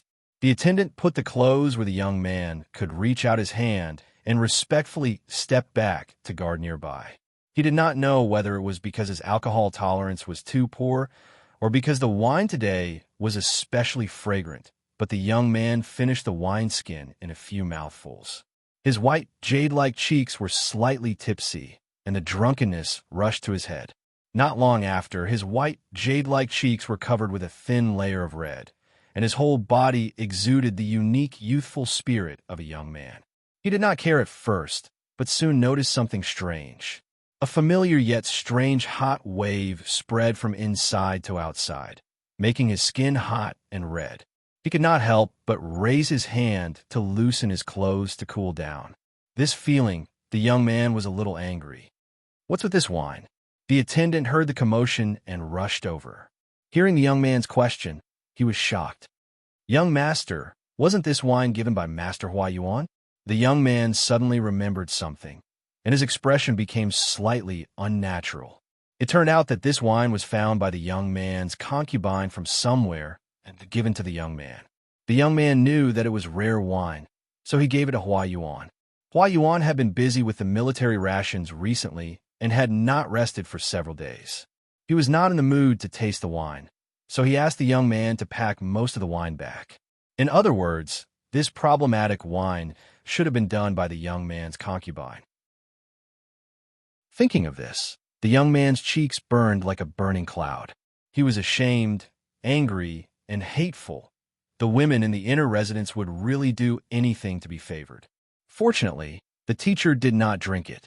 If he did, he might make a fool of himself. The young man's face turned pale, then green, then purple, and finally black. The attendant was a very discerning person. He did not know what had happened, but did not prevent him from taking the opportunity to flatter the young man. He said flatteringly, "I see that the young master looks tired. Why don't you go in and rest?" The young man felt uncomfortable, but he nodded in agreement. Just as he was about to get up, his body suddenly froze on the spot. He did not know whether he should get up or not. It was very awkward. He had been dreaming since he was 13. 2 years ago, his father and Shui had prepared 2 intelligent and beautiful concubines for him to learn about human relationships. With these experiences, he naturally knew what the changes in his body meant. He immediately became even more embarrassed. He unnaturally tightened his legs. However, he was dressed more professionally today, so the reaction under his abdomen was slightly more obvious. The attendant's sharp eyes saw the small tent under his abdomen and understood. The young man was extremely embarrassed. He ran into the farmhouse as if he was escaping and slammed the door shut. This kind of farmhouse was a place for hunters to rest. The environment was simple, but it could shelter them from the wind and rain. There were guards outside, so ordinary hunters could not enter. The young man glanced at his abdomen, and his face became even more ashen. The attendant was a clever person. He asked in a low voice, "Young master, do you want to call for someone?" "We'll see. There's no need for now," the young man replied in a hoarse voice. Even his breath was hot. The accompanying attendants were all men in their teens or 20s. There were no women.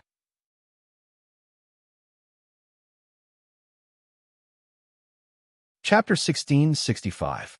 Of course, this was not an absolute rule. It was just an unspoken rule.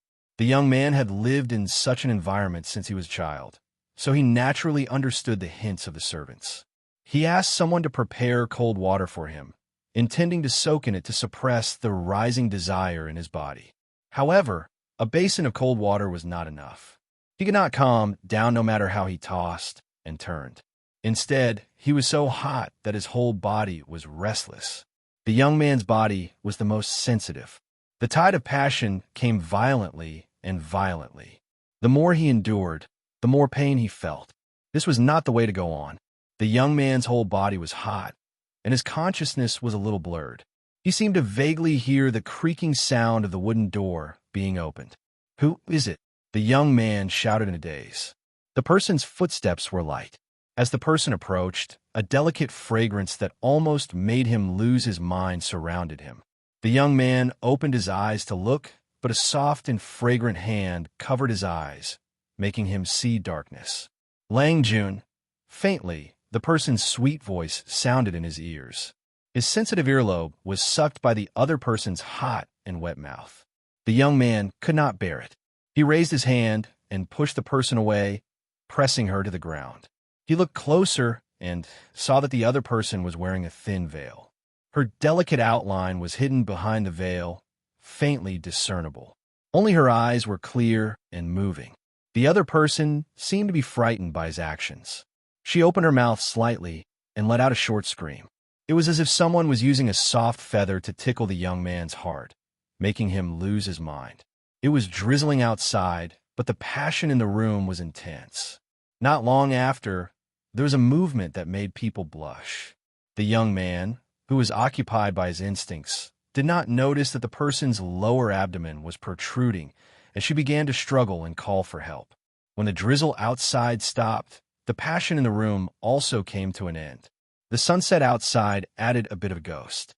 The young man woke up from his sleep and got up in a daze. He keenly noticed that something was wrong. There was another person's breathing next to him. He turned his head and saw a woman with a protruding lower abdomen and tearful cheeks lying next to him. At first glance, this person's profile was slightly familiar. The young man's memories before he fell asleep quickly came back, and the memory of the passion also flashed in front of his eyes. The young man was shocked and shivered. He recalled the appearance of the woman before her hair was scattered. It was clearly a married woman. Then he looked at her lower abdomen. The youth's face was like an overturned palette with all kinds of colors. At this time, the woman moaned and opened her eyes. When she saw the youth's appearance, she screamed and sat up. She covered her stomach with one hand and grabbed the scattered clothes to cover her body with the other. Because of this, the young man also saw the woman's appearance clearly, and it was as if he had been struck by lightning. Wasn't this person his adoptive father and Shui's side wife, the Empress concubine from Xichong, his adoptive mother? Unfilial son, how could you do such a despicable thing? Are you worthy of your father? Without waiting for the youth to come back to his senses, Princess Concubine of Xichong cried and slapped him. At that moment, Princess Concubine Xichong's maidservant barged in. She was scared out of her wits by the situation. Anyone with a discerning eye would know what had happened to the two people in the room. One was in Shui's concubine, and she was pregnant. The other was in Shui's adopted son, currently the rightful heir. These two were mother and son in name, but now they were actually together? Princess Concubine Xichong was in so much pain that she wanted to die. Her hair was messy, and her exposed skin was bruised. It was obvious that she had been forced by her stepson. Because of the maidservant, the youth did not even have the chance to make up for it. There was only one thought in his mind. It's over. My stomach. Princess Concubine clutched her stomach, her face pale. Both the maidservant and the youth were scared out of their wits. The maidservant hurriedly wanted to find someone to take a look at Princess Concubine and protect the child in her womb. Nothing could happen to her. The scene was in chaos. The youth servants had also been attracted by the maidservant's movements. Looking at the chaotic scene, the youth realized that he had missed a great opportunity to salvage the situation. If people knew that he had sex with his father's concubine, and that he had clearly forced himself on her while drunk, he would definitely be finished. Even if he was innocent, at that moment, The youth had already realized that this was a plot against him. He had fallen into someone's trap. Unfortunately, there were witnesses and material evidence. Even if he had mouths all over his body, he could not clear his name at that moment. If the youth had half the decisiveness and viciousness of the mentally ill Hua Yuan, he could have killed Princess concubine Xichong and her maidservants. Then, he could come up with an excuse. As long as there was no evidence, no one would know what he had done to Princess concubine Xichong. Although the servants knew, they were all the youth's people, so it was easy to clean them up. However, the youth was not Hua Yuan. He did not have the decisiveness to grasp this last opportunity. The price was that this matter would reach his master, Hua Yuan. If Hua Yuan knew, that meant that his adoptive father, and Shui, would know sooner or later.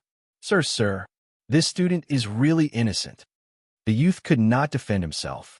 He could only hope that Hua Yuan would believe him. Hua Yuan said angrily, "Innocent? Bullying a concubine's mother is innocent? How many people saw what you did?" The youth's face was pale. Hua Yuan said, "I've already dealt with most of the blabbermouths who knew. This matter should be handled by the Lord herself." The youth panicked when he heard this. If Shui knew, he would definitely die. "Sir, why won't you listen to me? You raised me personally. How can you not know what kind of person I am? How can your student be worse than a beast?" The youth knelt on the ground and cried. This student was really set up. That pot of wine was drugged by the lowly servant in the backyard. Also, the concubine mother appeared at a very suspicious time. It must have been her. "You're so stupid." Hua Yuan rebuked him angrily. "She is pregnant with the Lord's son. Even if she sees you as a thorn in her side, she has to wait until after the baby is born. What benefit does she get from setting you up now?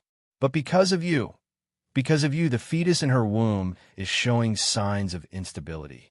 If it weren't for the doctor's superb medical skills and her good foundation, this fetus would definitely not be able to survive. Anyone with a discerning eye can see that no matter who schemes against you, she would never scheme against you. Not only can you not get away with this excuse, you even have a guilty conscience." The youth had already lost his mind. His mind was a mess, and he trembled all over. Hua Yuan said, "Your attendants said that they heard a woman crying for help in the room. They went up to investigate, but were scolded by you. There are witnesses and material evidence. How do you expect me to believe your words? Did you bully your concubine mother after drinking, or were you set up? What I think is not important. What's important is what outsiders think and what the Lord thinks. I will tell the Lord the truth and see what the Lord decides." The youth's lips turned pale. "Sir, Father will never forgive this student. I don't want to die yet." Chapter 1666. Because of Hua Yuan's refusal, the youth could only leave anxiously. Before he left, he even looked back 3 times. Hua Yuan watched him leave, but said nothing. His expression was solemn. The youth could only give up for now. "Sir, what should we do now?" Xichong's Empress concubine thought that Hua Yuan would poison the youth to death quickly. She had never expected that he would do nothing even after several days. As long as the youth did not die, Xichong's Empress concubine would live in fear. She was afraid that Hua Yuan would abandon her and become a useless pawn. She had followed Hua Yuan's instructions and walked down a path of no return. She schemed that the youth had an affair with her. If the youth and Shui did not die, she would be the one to die when the child in her womb was born. With Shui's temperament, how could he tolerate his concubine being tainted by an adopted son? If Shui found out that the child in her womb was not his, Xichong's Empress concubine would probably wish for death. She was like a drowning person, clutching tightly to the straw in her hands before she died. Xichong's Empress concubine held her obvious belly with one hand and carefully leaned against the table, afraid that something would happen to the child. "I have done everything according to Sir's instructions. There is no turning back. If Sir abandons me now, I really do not know what to do." Her face was filled with tenderness. One could not help but reach out to smooth her frowning brows. Of course, this person did not include Hua Yuan. This lunatic had a heart of stone. "I know," Hua Yuan said coldly. He had no intention of giving a precise reply. Sir, I am worried that a long delay will bring trouble. Although the young master is young, he is still a child personally raised by Sir and Shui. If he is not eliminated quickly, he will be a disaster. Xichang's Empress concubine did not forget to flatter Hua Yuan. Also, my pregnancy has been affected because of that matter. If he takes this opportunity to harm me, I will be so worried that I will not be able to sleep at night. She had only dared to plot against the youth according to Hua Yuan's instructions because the appearance of the fetus was already stable. In order to pretend to be more realistic, some of the struggling movements were inevitably more violent. The youth had also lost his rationality under the influence of the drug, and his movements were rough. That young and strong body made her suffer greatly, and even her stomach began to feel uncomfortable. Only then did she panic. Under Hua Yuan's threat, she had already thrown caution to the wind. However, if the youth didn't die, she would never be at ease. She could only urge Hua Yuan to take action again and again. How could Hua Yuan not know what she was thinking? Hua Yuan's lips curled into a cold smile. There's no rush. It's almost there. Emperor concubine Xichang pressed. What do you mean by not in a hurry? How soon is it?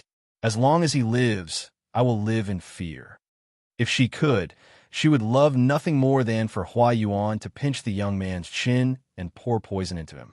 That way, all troubles would end once and for all, and there would be no future troubles.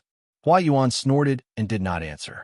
Xichang's princess concubine saw his unhappy expression and immediately came to her senses. She regretted being too impulsive. I'm just worried. I'm not doubting you, she explained dryly, trying to salvage some of the situation so that Hua Yuan wouldn't be in a bad mood and pour all his dirty tricks on her. There's no need to worry. Hua Yuan's expression softened slightly as he said, the time is ripe. This answer put Xichang's princess concubine's worried heart back to its original place. She and Hua Yuan had the same interests.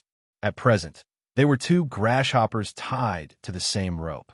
If anything happened to her, Hua Yuan would not be able to escape. Reality proved that her worries were unfounded. Hua Yuan, that maniac, would definitely be able to scheme against anyone. The young man was still too young. In terms of skill and scheming, how could he compare to the scheming and maniac Hua Yuan? Xichang's princess concubine thought that Hua Yuan had not taken action, but that was not the case. Hua Yuan had taken action. However, he did not harm the young man's body, but his mind. He suppressed his will and destroyed his psychological defenses, forcing the young man to lose all will to live in his panic. Finally, he consumed the poison that Hua Yuan had gotten someone to deliver to the young man. On this day, the night was dark. The moon was hidden behind the dark clouds, and the stars were dim. Hua Yuan stood under the window in a daze with his clothes draped over his shoulders. He was not in the mood to sleep. There was a letter on the table beside him. This letter had been delivered by the young man's attendant several hours ago. Because it was not personally delivered to Hua Yuan only saw it after he was done with all his work. The contents of the letter were not very useful. It was just the last cry of a desperate and dying young beast. When all was silent, a flurry of hurried footsteps could be heard from afar. When the other person ran closer, Hua Yuan could still hear the other person's heavy breathing. He looked at the approaching person with an indifferent expression, his brows slightly furrowed. Hua Yuan asked unhappily, "What's the matter?" The servants in the residence were all well-mannered.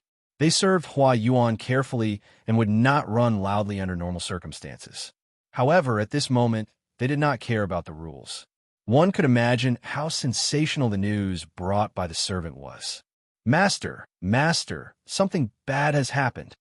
The servant caught his breath and said breathlessly, "The young master is dead." Dead? Yes, the news just came. The young master committed suicide by ingesting poison. He's already gone. The servant trembled as he finished speaking. His eyes stared unblinkingly at Hua Yuan. His muscles tensed as he moved forward to catch the grieving Hua Yuan. Unexpectedly, Hua Yuan's reaction was beyond the servant's expectations. He thought that based on the deep relationship between Hua Yuan and the young master, even if he did not faint from grief, he would be horrified upon hearing this. However, Hua Yuan's expression did not change at all. It was as if the one who died was not his student, but an insignificant child beggar. He did not even ask how he died. It was as if Hua Yuan had already expected this and had been waiting for this news to come. The servant was frightened by his own guess. He hurriedly lowered his head, afraid that Hua Yuan would see an expression that he should not have. I already know. You may leave and prepare the clothes. The young man's death was no different from an earthquake to others, but it was within Hua Yuan's expectations. His indifferent gaze turned to the letter on the table, and the corners of his lips curled up in silent mockery. Stupid. This was Hua Yuan's evaluation of the young man's death. If he was not stupid and weak, how could the young man not know who the real person was? Before he died, he even wrote to him. His words were sincere, and every sentence was filled with remorse. He said that he had let down Hua Yuan's many years of teaching. Now that he was gone, he asked him not to grieve for an incompetent and unfilial student. The victim's suicide note to the murderer was so sincere. It was really ridiculous. He's destined not to live. It's clean now that he's gone. Hua Yuan felt a little regretful. The young man was taught by Hua Yuan, but his ambition was not big enough. Chapter 1667. Without Princess Xichang, and Shui would not kill the youth immediately out of consideration for the greater good, because Shui needed a stable heir. If the youth lay low, he might have a chance to make a comeback in the future. Unfortunately, he was still too young. Faced with such mental pressure, the only way he could think of was to commit suicide. When Hua Yuan arrived, the youth's corpse had already been put away. He had changed into clean clothes and had light makeup on his face. Now that his eyes were closed, he did not look like he was dead, but more like he had fallen asleep. When the sun rose, he would open his pure and lively eyes, and Shui's officials who were guarding the rear crawled out of bed when they heard the news. Who killed young master? A hot-tempered old official dressed in plain clothes with a white belt around his waist rushed over with a murderous aura. The moment he arrived, he stared fiercely at Princess Xichang. Could it be you? Vixen, the old official had heard of the scandal a while ago, but he would not abandon the young master he had watched grow up for a fallen country's concubine. Even if it was a scandal, it was the woman's fault. Abandoning Princess Xichang to protect the young master was a matter of course in his eyes. These days, he had been thinking about how to save the youth's life, trying to find fault with Princess Xichang and push all the blame onto her. If that did not work, he could only take the risk and send a suicide squad to kill Princess Xichang. Unexpectedly, before he could do anything, the young master had already committed suicide by poisoning himself. Looking at the youth lying on the bed and seeing that his chest was no longer heaving, he immediately felt sorrow. Princess Xichang saw the old official draw his sword and was about to kill her. She was so frightened that her face paled and she screamed. Hua Yuan grabbed the old official's wrist and used a little force to make him release the sword hilt in pain. He said angrily, "Have you had enough?" The old official said relentlessly, "This vixen must die today." For some reason, ever since he had stepped into the house where the youth had committed suicide, Hua Yuan had felt a tightness in his chest. He did not know where this feeling came from, but it had pushed his rationality to the brink of collapse. He was easily angered and irritable. The old official had drawn his sword and caused trouble at this time, directly infuriating Hua Yuan. He pushed the old official away and almost lost his footing. It was as if his brain had lost blood, causing his vision to flicker. Scram! Hua Yuan angrily rebuked the old official. The old official said, "Young master was plotted against by that *TCH and forced to his death. Even if I have to risk my life, I will eliminate her." Xichang's Empress concubine screamed as she hid behind her maidservant. When she heard the old official scolding, she could not help but agree. The old man's words were absolutely right. Wasn't Hua Yuan the *TCH he was referring to? The room was in chaos, and people rushed over to stop the two of them. Some stopped the old official, and some stopped Hua Yuan. Regardless of whether the young man's death was honorable or not, the deceased was more important. His body had just cooled down, so they could not make a ruckus here and disturb the deceased. Moreover, it was really inappropriate for the two of them to fight in front of the corpse. I told you to scram. Hua Yuan raised his hand and waved his sleeve, brushing away the people who tried to stop him. Before he could take half a step forward, he felt a sharp pain in the depths of his mind. The scenery in front of him blurred and turned scarlet. In Hua Yuan's eyes, the figures around him were all people made of blood without facial features. Their mouths opened and closed as they said something. One voice became two became four became eight. Gradually, the voices from all directions became thousands, interfering with his hearing. Hua Yuan's feet felt weak as he stumbled and fell forward. Fortunately, someone was quick enough to pull him up, or he would have crashed to the ground. Everyone was shocked by this turn of events. Even the old official who wanted to take Shichong's Empress concubine's life was distracted. When they came over, they saw that Hua Yuan's face was abnormally pale. They thought that he was suppressing his grief, but they did not expect him to release his emotions. Everyone thought of the teacher-student relationship between Hua Yuan and the young man and felt very sad. They did not expect Hua Yuan to have such crazy looks. Stop arguing. All of you stop arguing. All of you scram. Scram. Hua Yuan pushed away the people who approached him and shouted at the top of his lungs. His eyes were bloodshot, and he looked deranged. Young master has passed away. My condolences, military advisor. The dead cannot be remembered. Scram. All of you scram. Hua Yuan held his head in pain with one hand and pointed at the crowd with the other, telling them to stop talking.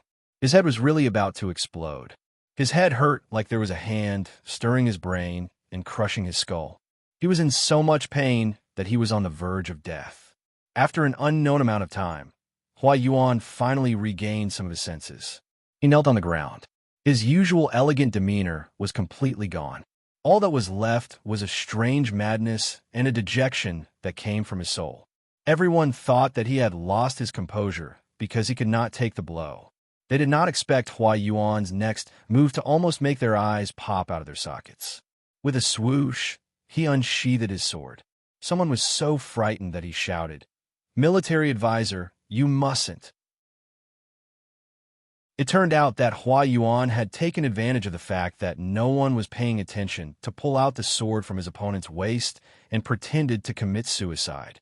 Judging from his expression and posture, he was clearly ready to die.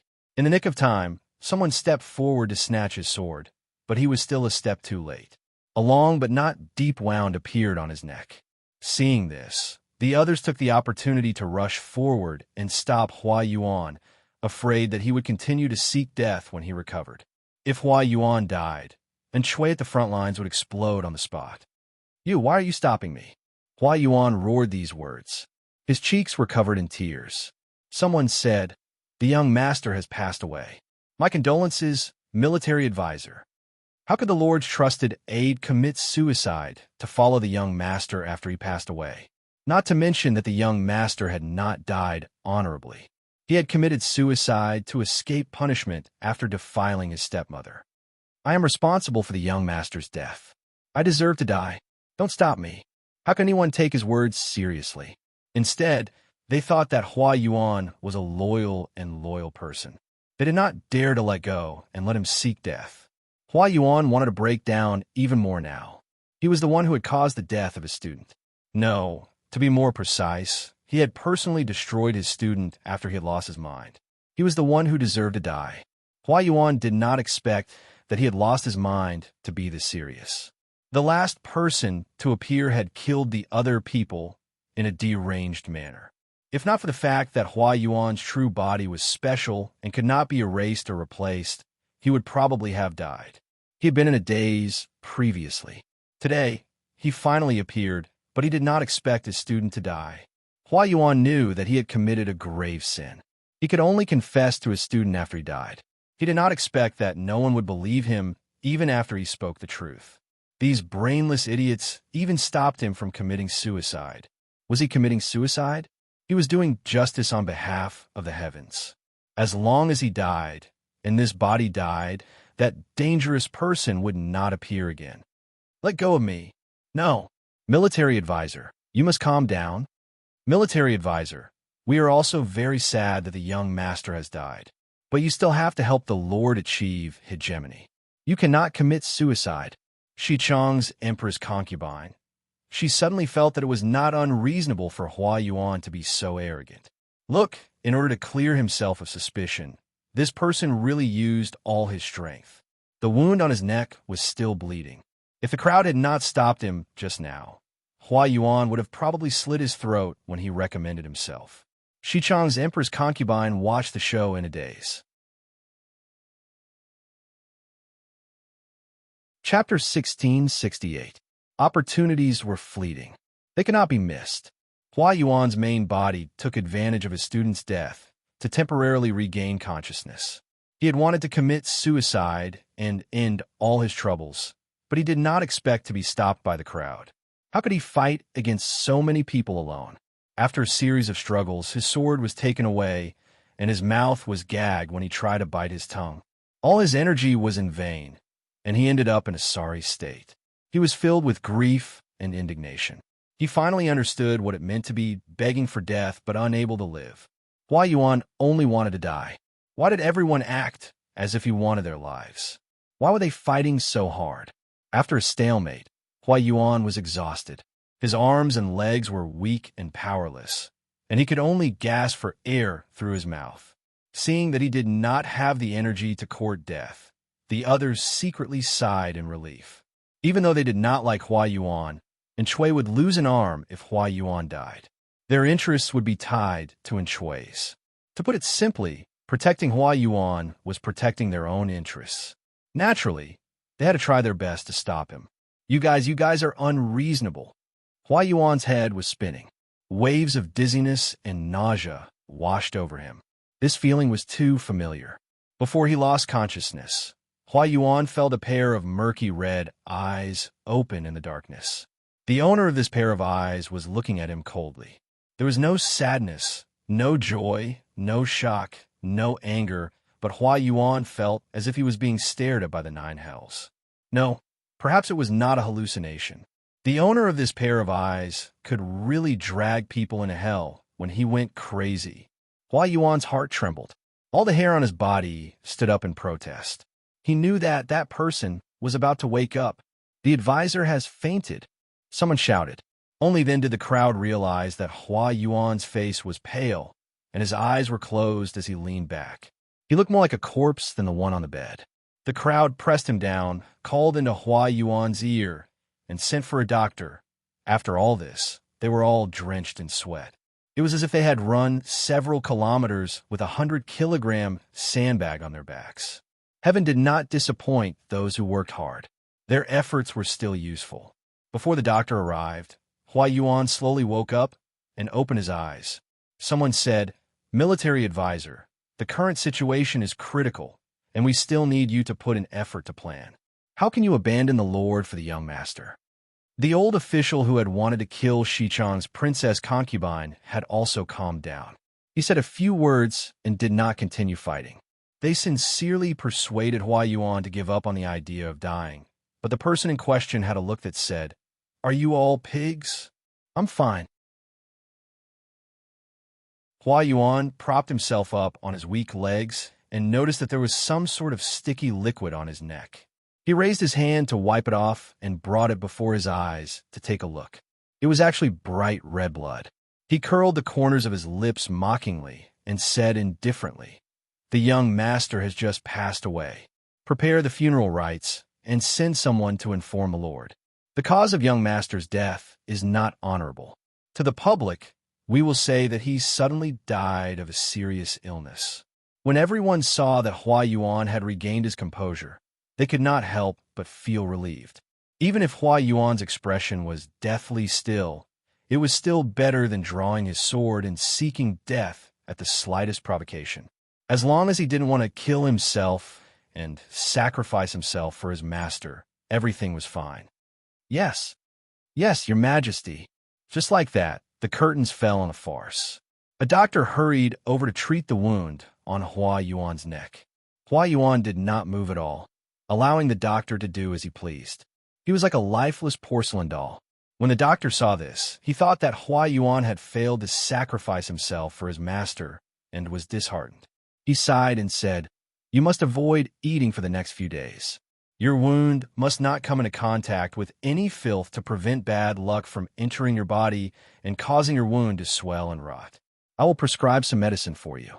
Take it regularly and you'll get better." Hua Yuan asked him, "Is the wound deep?" The doctor replied, "It's not deep, but the location is dangerous." Hua Yuan remained silent when he heard that. However, the emotions that flashed in his eyes made the doctor's heart palpitate. "You may leave. I want to be alone and rest.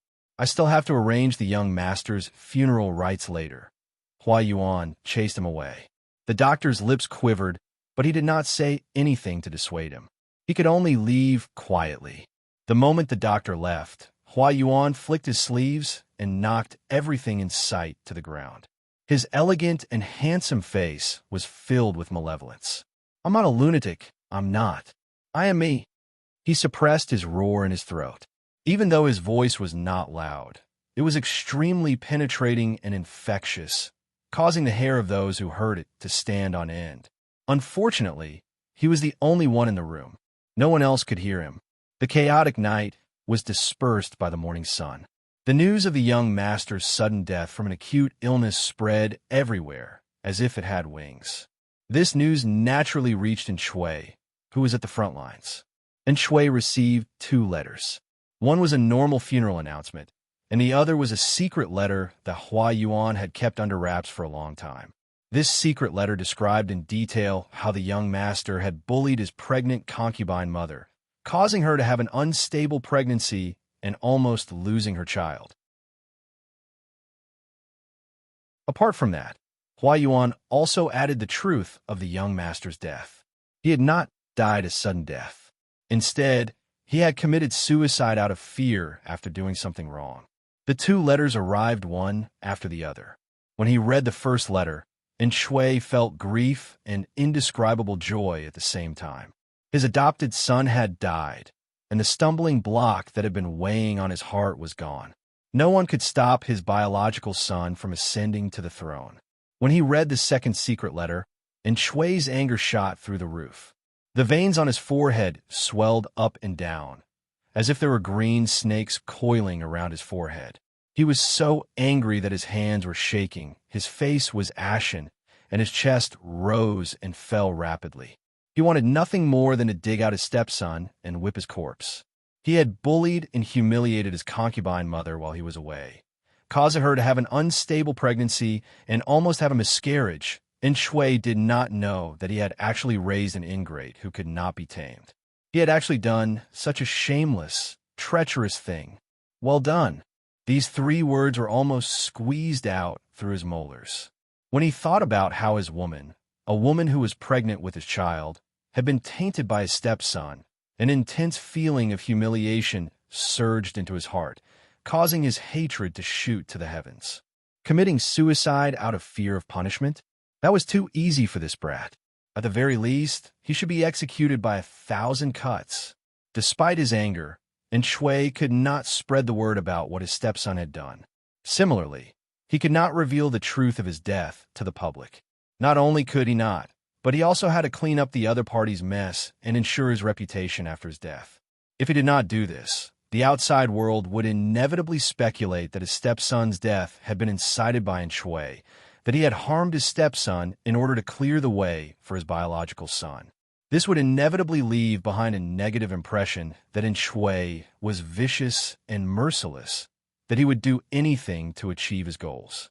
More importantly, the world would also know that Shui had been cuckolded by his stepson.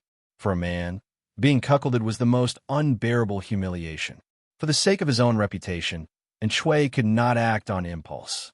At most, he would use some small methods to vent his anger behind the scenes.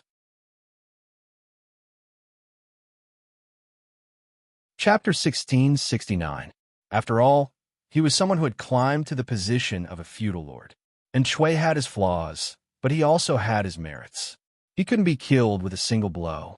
Not to mention what the unfilial son had done that violated human ethics. The impact his death had on Shui was not something that could be summed up by being cuckolded. With his death, Shui had no heir. His only bloodline was still germinating in the belly of the Xichang princess. The officials didn't know whether the child was a boy or a girl, or how talented he was. Everything was unknown. They couldn't help but feel anxious. And Shui had an heir. This was the only advantage he had over Jiang Pengji. Now that the heir was dead, and Shui was much older than Jiang Pengji, his remaining advantage was gone. Thinking of this, Shui felt pain and sorrow. He couldn't help but pull out the corpse of the Nanman tribe that he had exterminated. If the Nanman hadn't rebelled and overthrown Nansheng, he, Shui, was a man with both a son and a daughter. How could he have fallen to such a miserable state? When he thought of the scene of his children losing their lives in the Nanman tribe, he was so grief-stricken that he couldn't speak. Hatred grew wildly in his heart like weeds. Perhaps his luck had been too bad recently. Bad things happened to Shui one after another. First, 200,000 dawn of rations were plundered by Jiang Pengji. Then, his stepson bullied his stepmother and committed suicide to escape punishment. Following that, Hua Yuan almost killed himself for his master. This wasn't the end. Their enemies also increased their attacks in tacit understanding, causing Shui to be badly battered. The rations issue hadn't been completely resolved. The news of the rations shortage spread like wildfire. The morale of the soldiers at the grassroots level was greatly shaken. And Shui was still a scumbag. He looked for Lu Zheng when he needed something. Little did he know that Lu Zheng only wanted a curse. Did he really think he was a fairy? Could he conjure rations out of thin air? If he could, he would be the first to conjure rations to drown Shui. Lu Zheng's anger burned fiercely, but anger couldn't change anything. The crisis before him was getting more and more intense. Therefore, Lu Zheng could only give Shui an ultimatum. He wanted Shui to urge Hua Yuan to replenish the rations as soon as possible. If he couldn't, everyone would starve to death together. How infuriating! Even a cup of cold water couldn't extinguish Lu Zheng's anger. Too many things had taken up Lu Zheng's energy recently, so he forgot that his schoolmate was a troublemaker. Jiang Pengji and Lu Zheng were both students from Langyi Academy. They were alumni of the same school, so they were naturally in the same camp. With a little effort, Jiang Pengji could make the relationship between Shui and Lu Zheng, which was on the verge of collapse, take a turn for the worse, or even completely collapse. From what she had seen, Shui was not a broad-minded person. His position and opinions were different from Lu Zheng's, and the two of them often had conflicts. This could be seen from the fact that Shui had placed Hua Yuan in an important position over the past 2 years, while Lu Zheng had been given the cold shoulder. Shui had a lot of opinions about Lu Zheng. If Jiang Pengji added fuel to the fire and sowed discord between the two, she might even be able to use Shui to force Lu Zheng into a desperate situation. Lu Zheng was not someone who would sit and wait for death. If that really happened, he might even jump ship at the last minute. Hence, when Wei Ci saw his lord bending over the table and writing a letter to his classmate, Lu Zheng, his heart was filled with mixed feelings. Because Jiang Pengji did not hide her letter from Wei Ci could see the lingering sentences in the letter. Almost every word recalled the time when he was studying at Langyi Academy. Jiang Pengji used simple but intimate words to exaggerate the friendship between them into 100%. Those who did not know the truth would wonder if Lu Zheng and Jiang Pengji had such a close relationship when they were young. Wei Ci recalled Shui's temperament and felt more and more sorry for Lu Zheng. How many lifetimes of bad luck did this man have to have a lord like Shui and an opponent like Jiang Pengji? Oh, before he sympathized with Shui, Wei Ci also had to sympathize with himself in his previous life. He and Lu Zheng were in the same boat. Based on Xiaoyin's temperament, it's impossible for him to accept my lord's invitation. Wei Ci could not help but remind him. Lu Zheng was a petty and vengeful fellow. She had offended him greatly, so it would not be easy to recruit him in the future. And Shui's temperament is very different from Lu Zheng's. The two of them are not on the same path. Even if my lord did not interfere, sooner or later, there would be discord between them. Why did my lord go through all this trouble? Not all lords in this world are as broad-minded and perceptive as I am, Jiang Pengji said narcissistically. Jiang Pengji said narcissistically. And Shui has never been a gentleman. He doesn't walk the same path as Xiaoyin. I wanted to use in Shui to force Xiaoyin into a corner and force him to leave in Shui sooner. Time has dragged on for too long. I don't have the time to waste with Shui, this clown. Coincidentally, there was a problem on Shui's side. It was the perfect time to make them fall apart in one go. Don't you think that Xiaoyin is too much of an eyesore? Wei Ci was speechless. If Lu Zheng heard Jiang Pengji's words, he would definitely cry, wouldn't he? Jiang Pengji continued. You and I both know Xiaoyin's ability. Letting him stay by Shui's side won't do us any good. Wei Ci coughed softly and said, although it's the truth, my lord's way of expressing it is still unacceptable. To be honest, Wei Ci had been rather jealous of Lu Zheng for a period of time. Lu Zheng could approach her without any ill feelings and talk to her freely, but Wei Ci could only stand outside the safety line and watch. He could only experience all kinds of bitterness on his own. No one could confide in him. Jiang Pengji didn't know what Wei Ci was thinking about. She only smiled and said, there's only Zi Xiao by my side. Xiaoyin isn't here. Can you still repeat what he said? Even if he knows what I said, he can't have any opinions. In the future, I will be his master and he will be my subject. Wei Ci said, this is a good ending. In the previous life, Lu Zheng's ending was too tragic. If this life was perfect, it could make up for the regrets of the previous life. If Lu Zheng knew about the conversation between the adulterous couple, he would most likely be so angry that he would jump up in rage. Was there anyone more shameless than them in this world? As it turned out, there wasn't. Jiang Pengji was a textbook scoundrel. No one could compare to her. When Lu Zheng saw the letter that Jiang Pengji had written for him appear in Shui's hands, there was only one thought in his mind. That bastard was up to mischief again. It wasn't that Jiang Pengji hadn't written letters to Lu Zheng before. Not only did she write them herself, but she also sent Fang Ji to persuade him. Unfortunately, Lu Zheng's beliefs were firm and unwavering. This time, Jiang Pengji gave him a strong dose of medicine. The contents of the letter were as ambiguous as one could imagine. More importantly, this letter appeared when Shui had just suffered a defeat, and Shui's expression was as solemn as ink. Does Xiaoyin have any explanation? Faced with Shui's questioning, Lu Zheng was furious. It's just a clumsy method of sowing discord. It's not like it hasn't happened in the past. Is my lord going to doubt my loyalty based on this alone? Lu Zheng couldn't be bothered to defend himself. Every time Shui doubted him, his good impression of Shui wore away.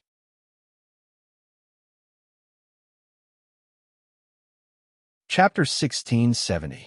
In the face of Shui's calm questioning, Lu Zheng's reaction seemed to have a deeper meaning. Why didn't he confess to Shui that Fang Ji had come to lobby him? Didn't Shui really not know? When Fang Ji had come, Lu Zheng had still been thrown to the side by Shui. Was he crazy or stupid? Why did he confess? Lu Zheng looked at his lord calmly. He had put in years of effort and energy for this man, trying his best to maintain this relationship between the lord and his subject. In the end, all he got in return was vigilance, suspicion, and suppression. Lu Zheng was already in this state. How could he prove his loyalty? Did he really have to imitate his predecessors and stab a dagger into his heart, dig it out, and let Shui take a look? Ha, ridiculous! And Shui attracted most of the attention. The real culprit, Jiang Pengji, was not so annoying. Fang Ji was my classmate and friend when I was young. He had a personal relationship with Lu Shi. He didn't serve Lu Shi. At most, it was a personal relationship. I didn't say anything about Fang Ji because I didn't want my lord to misunderstand and hurt Fang Ji. Up to this point, Lu Zheng was still calm and composed. He wasn't embarrassed or flustered at all after being exposed. Calm and composed enough to speak frankly with assurance and composure in front of Shui. He enunciated each and every word to excuse himself. Moreover, I've never intentionally concealed the matter regarding Fang Ji. My lord doesn't trust me, but can you not trust Hua Yuan? He knows about Feng Ji, but he didn't tell you. Why doesn't my lord think about it? Lu Zheng couldn't help but mock himself when he said this. He and Hua Yuan didn't get along, but now he had to use him as a shield to dispel Shui's suspicions. It was really ridiculous. He knows that Feng Ji came to you? And Shui frowned slightly. He hadn't expected Hua Yuan to be involved. Lu Zheng nodded. Yes. When Hua Yuan went to the manor, Feng Ji was still there, but he didn't say anything. Hua Yuan was a good shield. Indeed, most of Shui's suspicions were dispelled. His original thoughts began to waver. Shui's expression softened, but Lu Zheng couldn't help but close his eyes. He didn't want to see Shui's reaction. He didn't want Shui to see his disappointment. Shui muttered to himself, "Why didn't he tell me? Perhaps he thinks that Feng Ji is harmless. Or perhaps he thinks that my loyalty to you is unquestionable. Or perhaps he thinks that this is something that can be used against me in the future." As Lu Zheng spoke, the mockery on his face intensified. Which one does my lord think it is? Lu Zheng's question was rather blunt, and he even seemed to be reprimanding Shui to his face. Hearing this, Shui was secretly dissatisfied. "Xiaoyin, are you blaming me?" Shui asked despite knowing the answer. Hearing this, Lu Zheng sneered inwardly. "Complain?"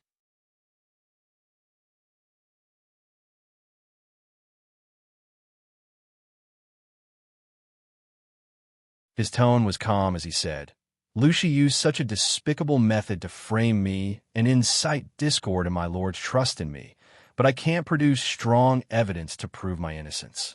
This is my fault. Regarding Feng Ji's matter, it was indeed my lack of consideration. In order to avoid arousing suspicion, I'm willing to ground myself and hand over my military power. I'll decide what to do after the truth comes to light, and I'm proven innocent." Shui was dumbfounded when he heard this. He did want to denounce Lu Zheng for his crimes, but after saying it out loud, the balance in his heart leaned towards Lu Zheng. He regretted being overly suspicious. However, Lu Zheng had made things very clear and didn't give him a way out. No matter what Shui thought, Lu Zheng couldn't be bothered to figure it out. He ground himself and didn't care about anything else. On the other side, Jiang Pengji was still persistently writing letters to her old classmate. She would write a letter when there was a war, when there was no war, when she was in a good mood, when she was in a bad mood. Wei Ci wiped off his cold sweat and watched as his lord stretched her legs on the brink of having her legs broken by Lu Zheng.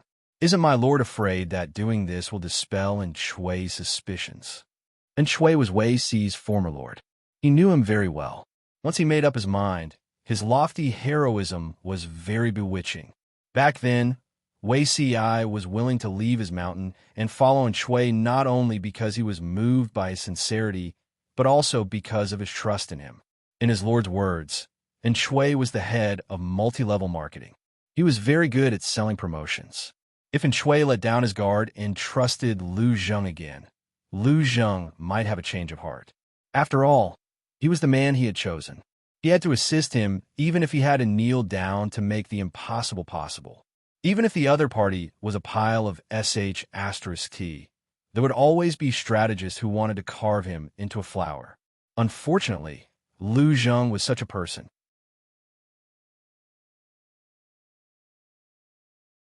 Chapter 1671. Other than Shui, no one knew what had happened between him and Lu Zheng. They only knew that Lu Zheng had been sick since that day, and Kong Xintong was in charge of serving tea. Outsiders thought it was just an excuse, and Shui also thought that Lu Zheng was pretending to be sick. Who knew that Lu Zheng was really sick? Very seriously. Kong Xintong watched as Lu Zheng lost weight at a visible speed. She was so anxious that she cried, but there was nothing she could do. "Godfather, the doctor said that this is a mental illness. Ordinary medicine can't cure it." The depression in his heart was difficult to dispel. To put it bluntly, Lu Zheng had fallen ill from worry. Lu Zheng lay motionless on the bed. It wasn't that he didn't want to, but his body was weak and his mind was muddled. As his illness worsened, he often couldn't remember things. He didn't even remember what he had said a second ago. In the eyes of outsiders, his sickly appearance was quite strong. His eyes were sunken, his lips were chapped, and his bright eyes were like the eyes of dead fish. There was no trace of his former elegance, and Shui came to visit twice. Each time, he only stayed for a short while before leaving with a sigh. A few days ago, he even asked about Lu Zheng's illness. When he heard the doctor say that it was caused by a mental illness, and Shui realized something and stopped asking. Why should he continue asking? And Shui was a proud person. He knew that Lu Zheng's illness was caused by his dissatisfaction with him. So why would he seek trouble? Lu Zheng drank medicine for a few days, and his illness was under control. He stayed awake longer and longer, but his spirit was still weak. Kong Shintong took care of him seriously and didn't ask him to do anything big or small. This filial piety was rare. Lu Zheng said, I was just angry and couldn't get over it. When I get over it, my illness will naturally get better. Kong Shintong asked, outsiders say that Godfather is wise and resourceful. What else in this world can make you feel bad? Lu Zheng said, how can I take the flattery of outsiders seriously? There are many things that I can't get over. For example, Lu Zheng raised his hand to push up the band that had slid down from his forehead. He sighed and said, for example, you spent a lot of money to buy a raw stone and treated it like a treasure. You carried it with you every day and spent years carving and polishing it. On the day you succeeded, you thought it would be the most dazzling jewel in the world, but someone told you that there were as many latrines as you wanted. Kong Shintong shivered. She felt that her foster father was scolding her. Lu Zheng said faintly, no matter who it is, they will most likely take things too hard when they encounter such a thing. Kong Shintong wanted to say something, but hesitated. She was hesitating between selling it or not. Your daughter feels that, since it's a stone from the latrine pit, it's filthy and dirty. Why not throw it away as soon as possible, lest it's an eyesore? Lu Zheng said, I can't afford to lose this face. Kong Shintong, so foster father was suffering because he wanted to save face? Lu Zheng said, Lu Shi to Zixiao, Huang Song to Yumo, Subei to Wenbin, and Shui to your father, Kong Shintong asked in an untimely manner. Lu Shi, Huang Song, and Subei. I know who they are, but Zixiao, Yumo, and Wenbin are, for example, and Shui and his adoptive father. Could it be that both of them had the relationship of ruler and subject? Lu Zheng said, my fellow apprentices, the four of us are all disciples of Master Yuanjing. We will never forget Master Yuanjing's kindness in knowing and educating us. However, Master Yuanjing is such a good teacher, but in the end he taught 3 blind students. I'm ashamed to face Master Yuanjing. 3 of his 4 disciples died in battle. This was the biggest stain on Master Yuanjing's teaching career. Kong Shintong counted with her fingers. The numbers were not right. Why are there 3? Lu Zheng almost choked. Was this the main point? He endured his internal injuries and said, Wei Zixiao doesn't count. He had perfectly inherited Master Yuanjing's good point of having a good eye. Why else would people say that Wei Ci was cunning? Lu Zheng could not figure out why Wei Ci chose Jiang Pengji. In the academy, the relationship between the two was quite cold. According to the news that Feng Zhi brought, Jiang Pengji successfully had an affair with Wei Ci and ruined the most beautiful flower in Langyi Academy. What a beast! Oh, Kong Shintong responded obediently, but the corners of her lips could not help but reveal a smile.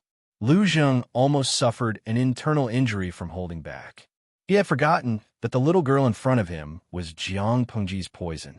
She looked obedient on the surface, but who knew if she was crazy for her beloved disciple and banging her head against the wall for her beloved disciple.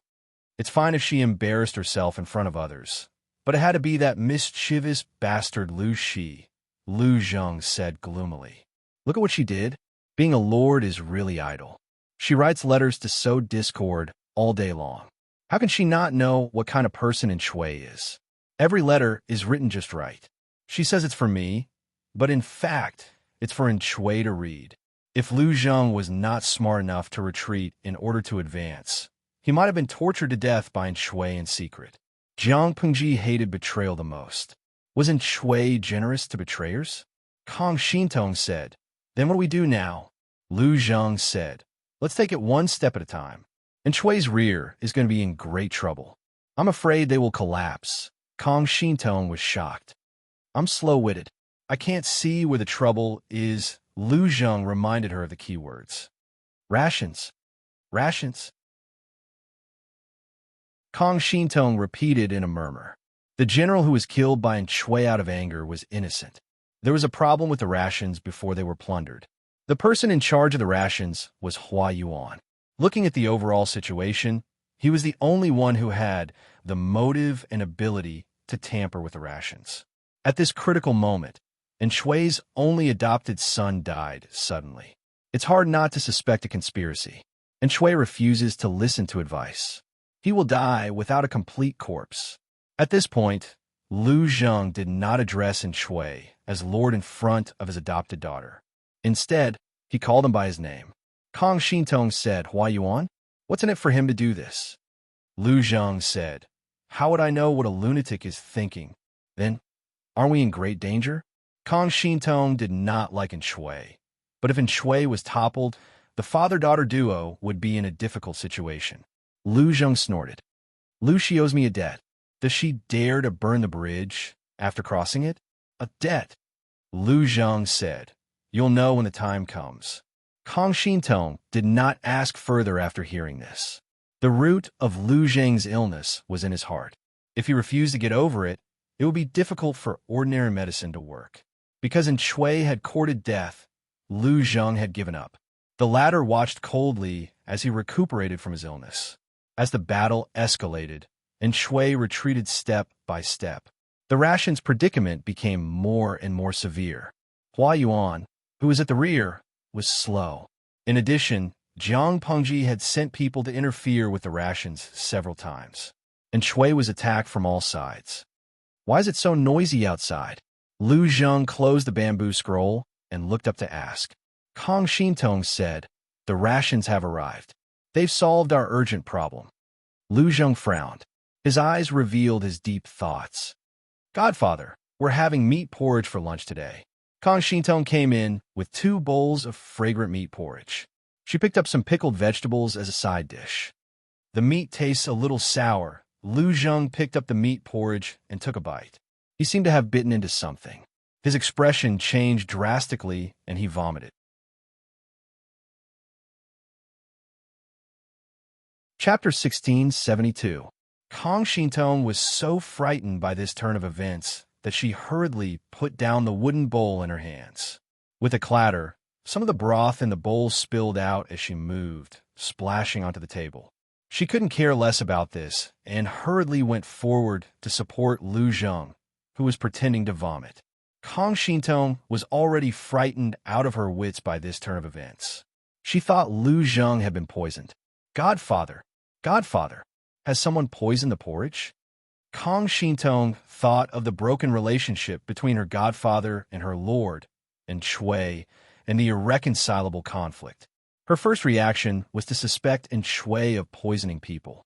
Anger burned in her heart. Lu Zheng was still bending over and vomiting. Tears flowed out of the corners of his eyes. The corners of his eyes were dyed red, making him look more fragile. Kong Shintong could only pat his back to soothe his breathing. When he was about to vomit bile, Kong Shintong got up and brought him some water to rinse his mouth. Lu Zheng vomited heavily. His expression turned from green to bloodless white. It's not poison. Lu Zheng suppressed the nausea that rose up in his throat from time to time and took the water Kong Shintong handed him to rinse his mouth. Only then did he feel better. Kong Shintong's eyes were filled with surprise and fear. She asked timidly, it's not poison. Could it be that the meat has rotted? Lu Zheng pursed his lips and didn't speak. But from his expression and gaze, this bowl of porridge wasn't as childish as rotting. Could it be? Kong Shintong had been raised by Lu Zheng's side for a few months. Her horizons and knowledge had improved by leaps and bounds. Lu Zheng's various reactions gave Kong Shintong a very bad feeling. She looked down at the things Lu Zheng had vomited and scanned them with her eyes. Kong Shintong suddenly saw something. Her gaze almost froze. Before she could scream, Lu Zheng's warm and broad palm covered her eyes. Stop looking. Have someone come in and tidy up the things. Lu Zhang's voice was slightly hoarse, as if he was suppressing something. Kang Shintong felt more at ease when she heard him. She took a few deep breaths and suppressed the sour taste that seemed to be rising up in her throat. She ran out without looking back. LV Zheng distinctly heard the sound of Kang Shintong vomiting outside the tent, and a sense of disappointment and mockery surfaced in his heart. He picked up a pair of chopsticks and fiddled with the vomit. A flat armor-like object rolled out with a small piece of bone attached to it. This was the foreign object that Lu Zheng had just bitten. If he was not mistaken, this was clearly someone's little finger bone, and the fingernail was still on it. Lu Zheng stared at it for a long time. Although he did not vomit, his face turned pale. Lu Zheng was lost in thought as he sat on the bed. No one knew what he was thinking. He did not even hear the sound of Kang Shintong lifting the curtain and coming in. When he came back to his senses, he hurriedly hid the item. Unfortunately, he was a step too slow, and Kang Shintong still saw it. Godfather, the meat porridge that I mistakenly ate just now was actually mixed with human flesh, right? Kang Shintong asked with a trembling voice. Her watery eyes were filled with panic and fear. There are many dead in the war between the two armies, and Shui is short of rations, and the supply lines are often obstructed. They are already at the point of running out of ammunition and rations. Hua Yuan is also secretly obstructing them from the rear.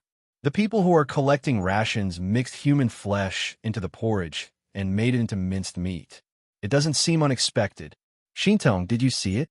Seeing that she had seen it, Lu Zheng did not continue to hide it. Instead, he straightened his body and a bitter smile appeared on his pale face. He pointed at the half-cooked little finger and said with a complicated expression, "In troubled times, we are at the chopping block, and those who are separated are meat on the chopping block. Be it in Shui or Lu Shi, in the end, they are just people who are pushed by the world to struggle. The most pitiful are these people who can't even be buried in peace after their deaths. They have to be made into dried meat for the three armies to eat. We have to get rid of it." Kang Shintong's body trembled in fear. She thought that the scene she had experienced was the most tragic. That was until Lu Zheng brought her to a dark alley for a stroll, which refreshed her view of the world. She thought that was the cruelest side of troubled times. Only now did she realize that this not-so-bloody scene in front of her gave her an impact that the former couldn't compare to. Shintong, find someone to inquire about the source of this batch of rations. I want to see when this farce will end. Seeing that Kang Shintong was slowly calming down, Lu Zheng's expression softened a little. He instructed, "Remember, you must inquire carefully and don't alarm others." Kang Shintong nodded heavily. She went forward to clean up the 2 bowls of porridge and the vomit on the ground. Although the things were cleaned up, the memory that was deeply engraved in her mind was not so easy to forget. The more Kang Shintong didn't want to think about it, the more the little finger and the half-hanging nail swayed in front of her. It made her face pale and her spirit weak. After spending a lot of effort to inquire about the detailed information, Kang Shintong didn't delay and immediately informed Lu Zheng. She repeated clearly, "Godfather, I've inquired about the news. According to the rumor, Hua Yuan sent someone to inform us that the new rations will arrive in 3 days, but the army's rations are almost depleted. And Shui had no choice but to send people to the nearby towns to plunder the surplus rations of the commoners." Lu Zheng sat on the bed with his clothes draped over his shoulders. He couldn't help but sneer. Ridiculous. Let's not talk about how many commoners there are in the nearby towns. Even if there were many commoners, the war last year affected the crops, and Lu Shi destroyed the spring plowing this year. The food stored in the commoners' homes isn't enough for them to last an entire year, much less the hundreds of thousands of soldiers under Shui's command. Kang Shintong said, "In the end, we had to use extraordinary means to gather a batch of rations.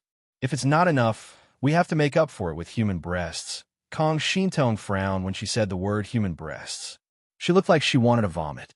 Compared to Kang Shintong's reaction, Lu Zheng was much calmer. It wasn't that he was more accepting than Kang Shintong, nor was it that he was cold-hearted. It was just that he had seen more things. Human breasts were not rare in history books. There were even records of people trading their children for food and cannibalism. More than 10 years ago, the four factions of Nanman had wreaked havoc on the commoners of Nanxing. Wherever they passed, not even a blade of grass would grow. Wherever they went to war, they would burn, kill, and pillage. Similarly, they would eat people wherever they went. The allied army of Nanxing had conquered Nanman and plundered countless spoils of war. At that time, the relationship between Lu Zheng and Shui hadn't completely fallen apart. At most, there was some conflict. The latter knew that Lu Zheng liked books, so he organized all the books and spoils of war he plundered and threw them all to Lu Zheng. Later, Lu Zheng stayed at home and organized the books out of boredom. After sorting them into different categories, he unintentionally discovered a gourmet guide written by a scholar of a different tribe in Nanman. He named it Cannibal Rhapsody. It wasn't very literary, but every word he wrote made the reader's hair stand on end.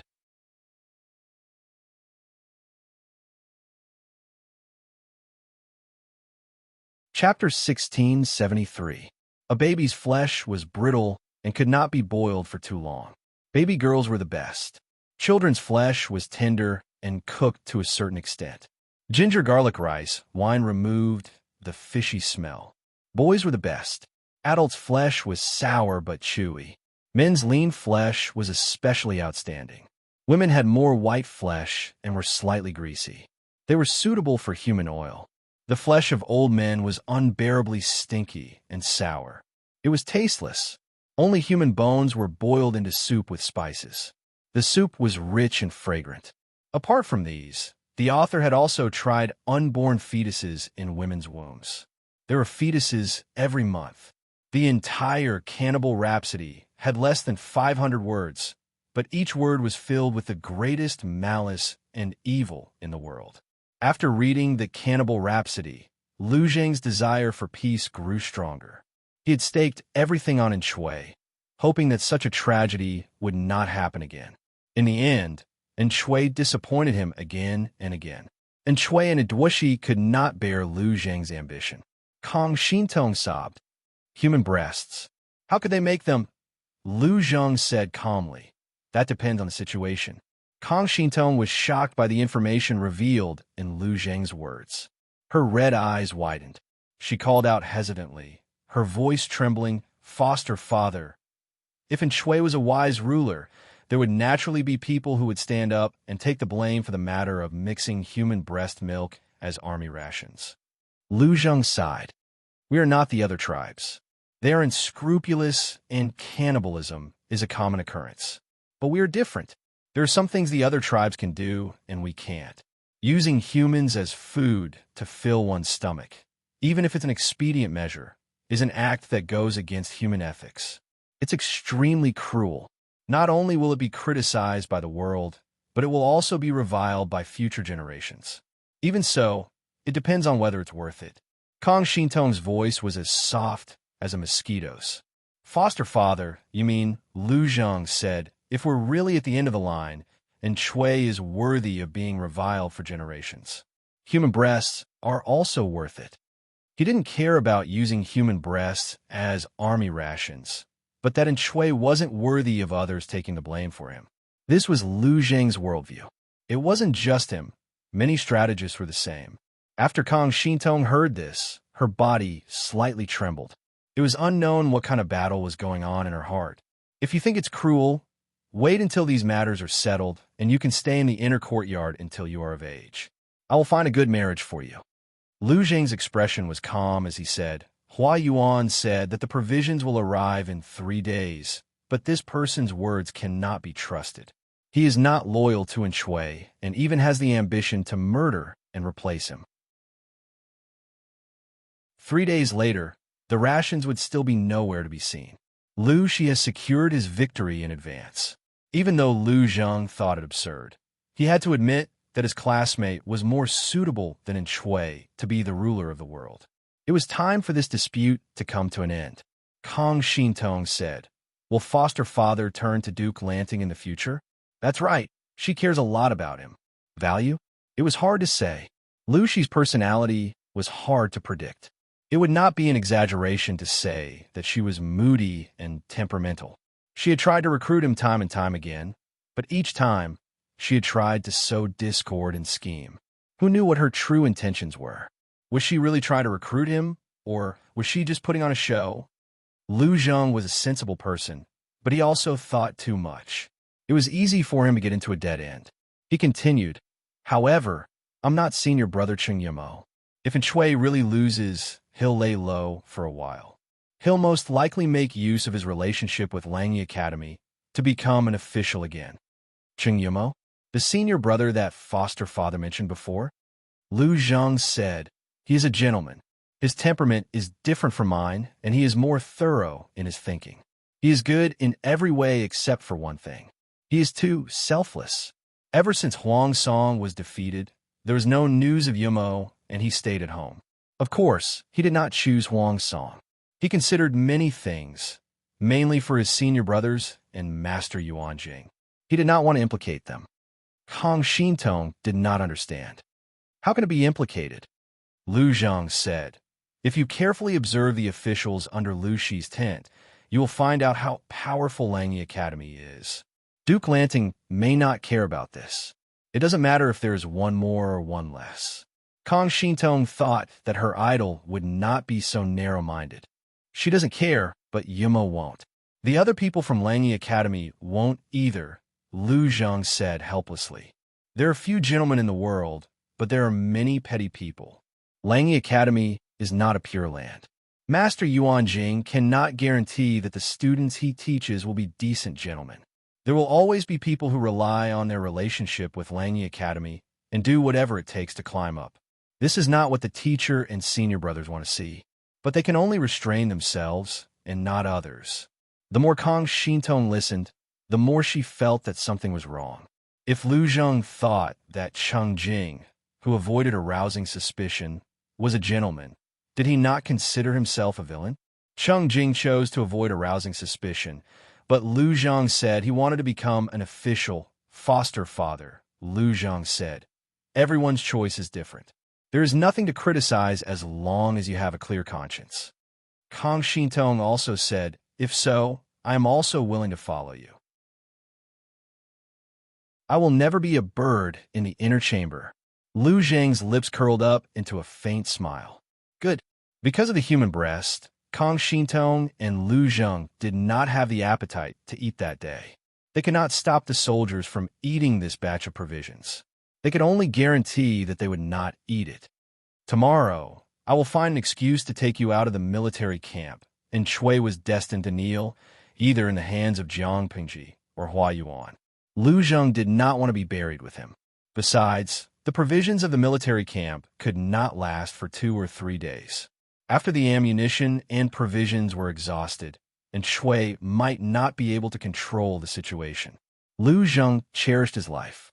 He did not want to die before he saw the world at peace. Kang Shintong nodded. She raised her hand and soaked the hard flatbread in the hot soup. Otherwise, she could not bite it all. Lu Zheng ate 2 bites and put it down. He let Kang Shintong eat the rest. Just as Lu Zheng had expected, the provisions promised by Hua Yuan did not arrive. Everyone raised their heads in anticipation, but they did not see the grain team. The people sent to receive the grain team fell into the enemy's ambush. The enemy gave them a head-on blow. They were beaten until they did not know which way was north. When Shui received the news, he was so angry that he fainted. The main culprit, Li Yun, led the soldiers in his tent back to the camp happily. He thought that this was an ordinary meritorious service. He did not expect that his lord would give him a great merit. The enemy's scale was not large, and their combat power was not strong. Li Yun was practically suppressing them without any pressure. He did not expect that he would make a great contribution.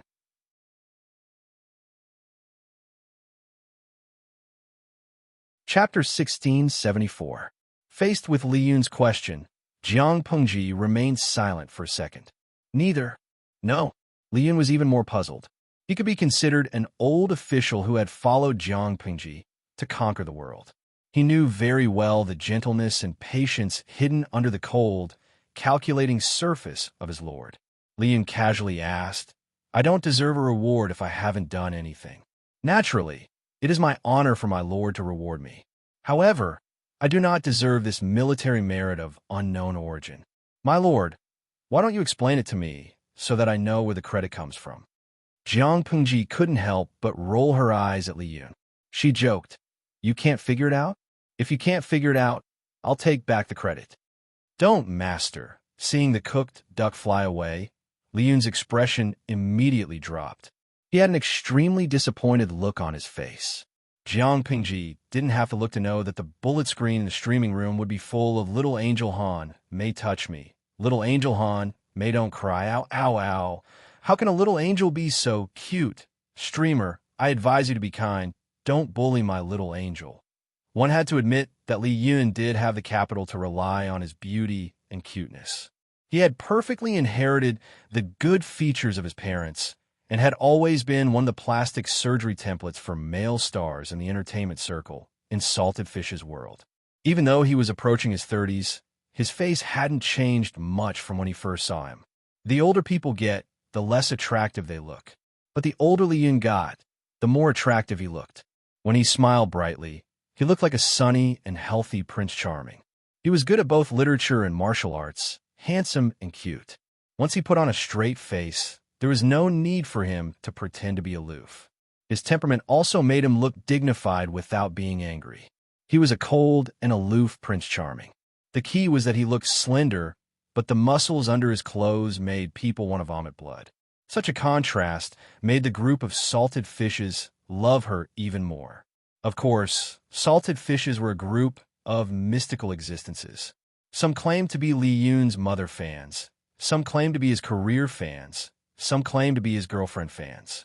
What was even more mystical were the poison junkies. Jiang Pengji had seen a couple articles on the bullet screen about the cute and sunny Han Mei and the cold and aloof General Li Yun. The slogan of this group of fans was that they couldn't get Li Yun. If others couldn't get Li Yun, then let Li Yun suffer the consequences of his own actions.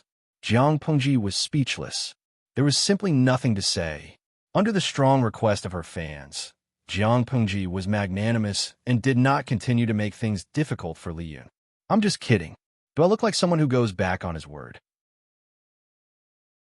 Jiang Pengji had always treated the generals who came from the military very well. Even if the military expenses were overspent every year and she had to use her private treasury to make up for it, she never mentioned cutting the military supplies. She was even more generous with the generals who could be of use. She never lacked rewards during the New Year and other festivals. This habit had been going on for so many years. How could it be possible to cheat and blackmail Li Yun's military merits? She said sternly, "Does Han Mei know who the troops you led attacked?" Li Yun saw that Jiang Pengji had become serious and could not help but retract his smile. He said in all seriousness, "I don't know about that." Jiang Pengji was dumbfounded. If Shui heard what you said, he would most likely vomit blood in anger. "Why?" Li Yun asked when he did not understand. Jiang Pengji said, "You ambushed them by chance. You didn't plan it beforehand, but Shui and the others didn't know about it. It was precisely because it was unintentional that it was even more infuriating." Li Yun's luck had always been good. This time, he had relied on his strength and luck to deal a heavy blow to the shaky morale of the enemy troops. Unfortunately, it was not Li Yun's intention. It was just a coincidence. If Shui knew about this, wouldn't he be so angry that he would jump up in rage? If it was more serious, he might be so angry that he would have a cerebral hemorrhage. Li Yun could not understand Jiang Pengji's bad taste. He straightforwardly stabbed Shui in the back. Even without this incident, Shui wouldn't have been able to jump around for long. How can his failure be attributed to bad luck? To put it bluntly, Shui's strength was insufficient. Why was he talking about luck as a fig leaf? Jiang Pengji held back her laughter and said, Han Mei's words are quite reasonable. Shui was in urgent need of military rations, but Hua Yuan, who was at the rear, intentionally delayed. Coupled with Jiang Pengji's precise attacks, Shui had lost more than he won in the past 6 months. He was swallowed up by Jiang Pengji every few days. In the past 6 months, Shui had lost a considerable amount of territory. The front lines suffered successive defeats, and the supply of military rations was intermittent. In the end, they could only mix human flesh with military rations to delay time. They never expected that the large amount of rations they had high hopes for would not arrive on time. The troops sent to receive the rations were even intercepted and killed by Li Yun and his men. One could imagine the heavy blow to their morale. If not for the fact that they were in different camps, the salted fish in a live stream would sympathize with Shui. Zwada Mani Manicure, Sai, which elder named Boston Shui. He really spent his entire life trying to explain how unlucky the word Shui was. Even though he later chose the word duo, she, he still could not change his fate in this lifetime. Although I'm a hardcore fan of the streamer's camp, seeing how unlucky his opponent was, I could not help but want to climb over the wall to sympathize with him for 3 seconds.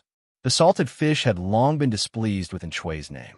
Which elder would give their child the name Shui? Shui meant worry. He was destined to be unlucky for the rest of his life. Meng Meng de Xiaobai too, and Shui with the word duo she. This naming style was quite common in ancient times. For example, Lu Gua with the word Gaoji. The meaning of a name is the opposite of the word. It is both a warning and a restriction, but also a blessing.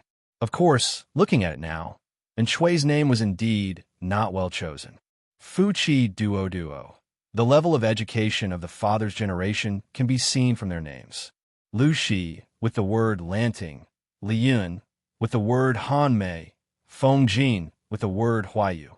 Which one of them was not pleasing to the ear, beautiful in writing, and perfect in meaning? However, Shui was a maverick and was destined to fail.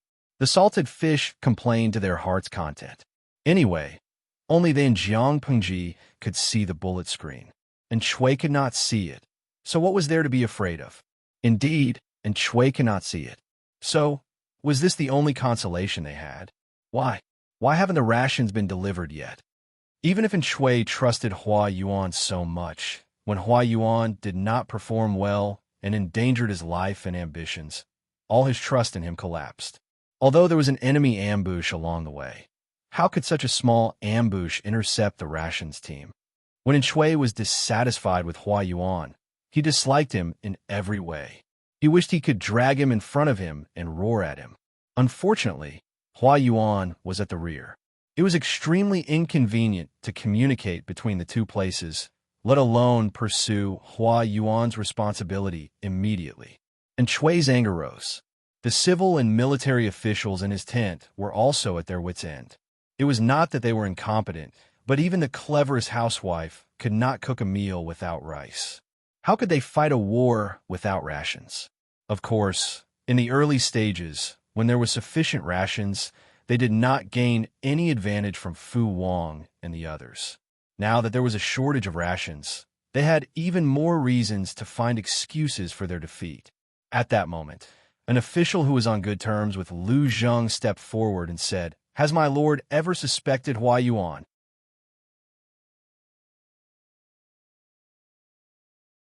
Chapter 1675. Your Highness, why don't you think about it? When Advisor Lu was in charge of the army provisions, he never made such a huge mistake. Ever since Lu Zheng had been frozen, all sorts of problems had popped up, and Shui didn't want to hear this. If he acknowledged Lu Zheng's ability and denied Hua Yuan, wouldn't that be slapping him in the face and admitting that he didn't know people well? And in Shui's opinion, Hua Yuan's ability was not inferior to Lu Zheng's. However, they specialized in different fields and couldn't be compared. The official didn't have mind-reading skills and naturally didn't know what Shui was thinking. Advisor Lu has been assisting you since you were insignificant, Your Highness. He's been diligent and conscientious all these years, never slacking off for a single day. Your Highness, why don't you think about all the battles you've fought all these years? When did there ever be a problem with provisions? He continued, not noticing that Shui's expression had darkened. On the other hand, Hua Yuan made such a huge mistake this time. Advisor Lu also said that Hua Yuan had disloyalty and was especially wary of him. And Shui said the most important thing now is how to get through this, not shirk responsibility. What's the point of saying all this? The official choked on Shui's words. It was Shui who had reprimanded Hua Yuan first. He hadn't started this topic, but now was his fault? He wanted to defend himself, but someone tugged on his sleeve, indicating that he should return to his seat and stop arguing with Shui.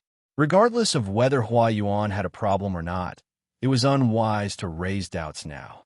Not only would it draw hatred to Lu Zheng, but it would also indirectly question Shui's ability to judge people. Your subject misspoke. The situation was not in his favor. After bowing, the official silently returned to his seat. Everyone continued to be gloomy. They weren't immortals and couldn't make food appear out of thin air. They'd already scavenged most of the provisions nearby. They could only hope that Hua Yuan would quickly replenish the supplies. Who knew that Hua Yuan would stand them up? Not only did he stand them up, he didn't even give them an explanation. More than one person muttered in his heart at this scene. Was there really nothing wrong with Hua Yuan? Was this guy really not a spy sent by the enemy? Or perhaps Hua Yuan really didn't want to rebel? The atmosphere in the tent froze for a long time. No one could think of a solution. At this moment, a report came from outside the tent. And Shui's face was dark as he asked. And Shui asked with a sinister look in his eyes, "What is it?" The soldier handed over a bamboo tube with both hands and said, "Before military advisor Lu left, he told me to give this to the Lord." Before leaving?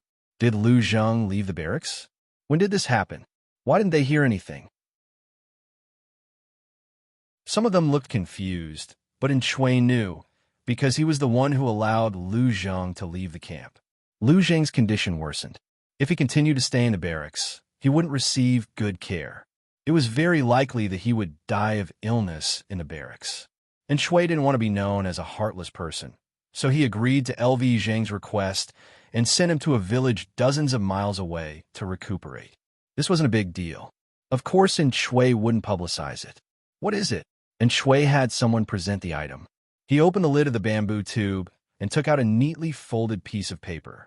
He casually swept a glance and immediately got up from the mat in shock. It was impossible to count on Hua Yuan to deliver food, but Shui could set his sights on the enemy granaries.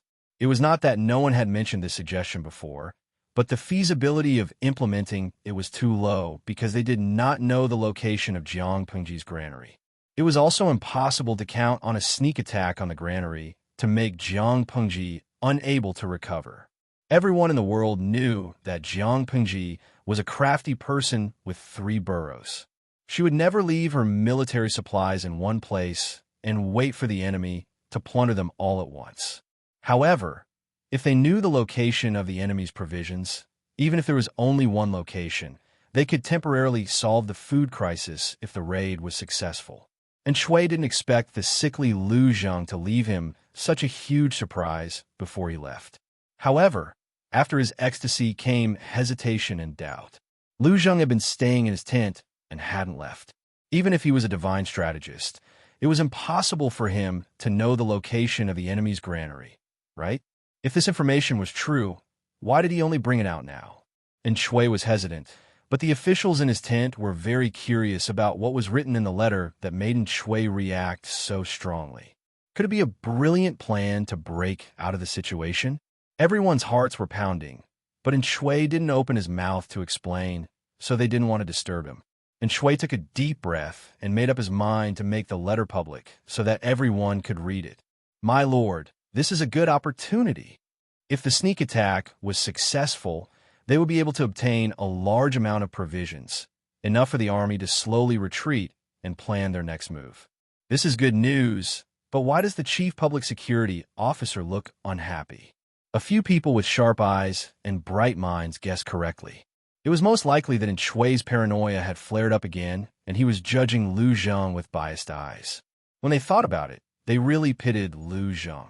Hua Yuan had courted death with all his might, but Shui could speak up for him, while Lu Zheng was repeatedly doubted. Everyone thought so, but Shui didn't say anything, so they couldn't do anything. Because there was really no other way, and Shui still took Lu Zheng's suggestion and attacked the granary at night.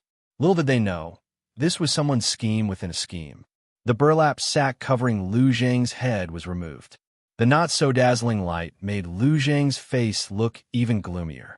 Before he could adjust to the light around him, he heard a call that he hadn't heard for many years. "Xiaoyin, how have you been?" Jiang Pengji's smug smile that hadn't changed much was magnified in front of his eyes. Lu Zhang's hands were tied behind his back, and he was half sitting on the ground. His hair was messy, and he looked pathetic. "Where's my daughter?" Even though they hadn't seen each other for many years, Lu Zheng recognized her as soon as he saw her smiling face. "So that girl is your daughter? She's a girl, after all. How could she be treated like you?" Jiang Pengji squatted down and leveled her gaze with Lu Zheng. She smiled and said, "She's been tied up and placed somewhere else.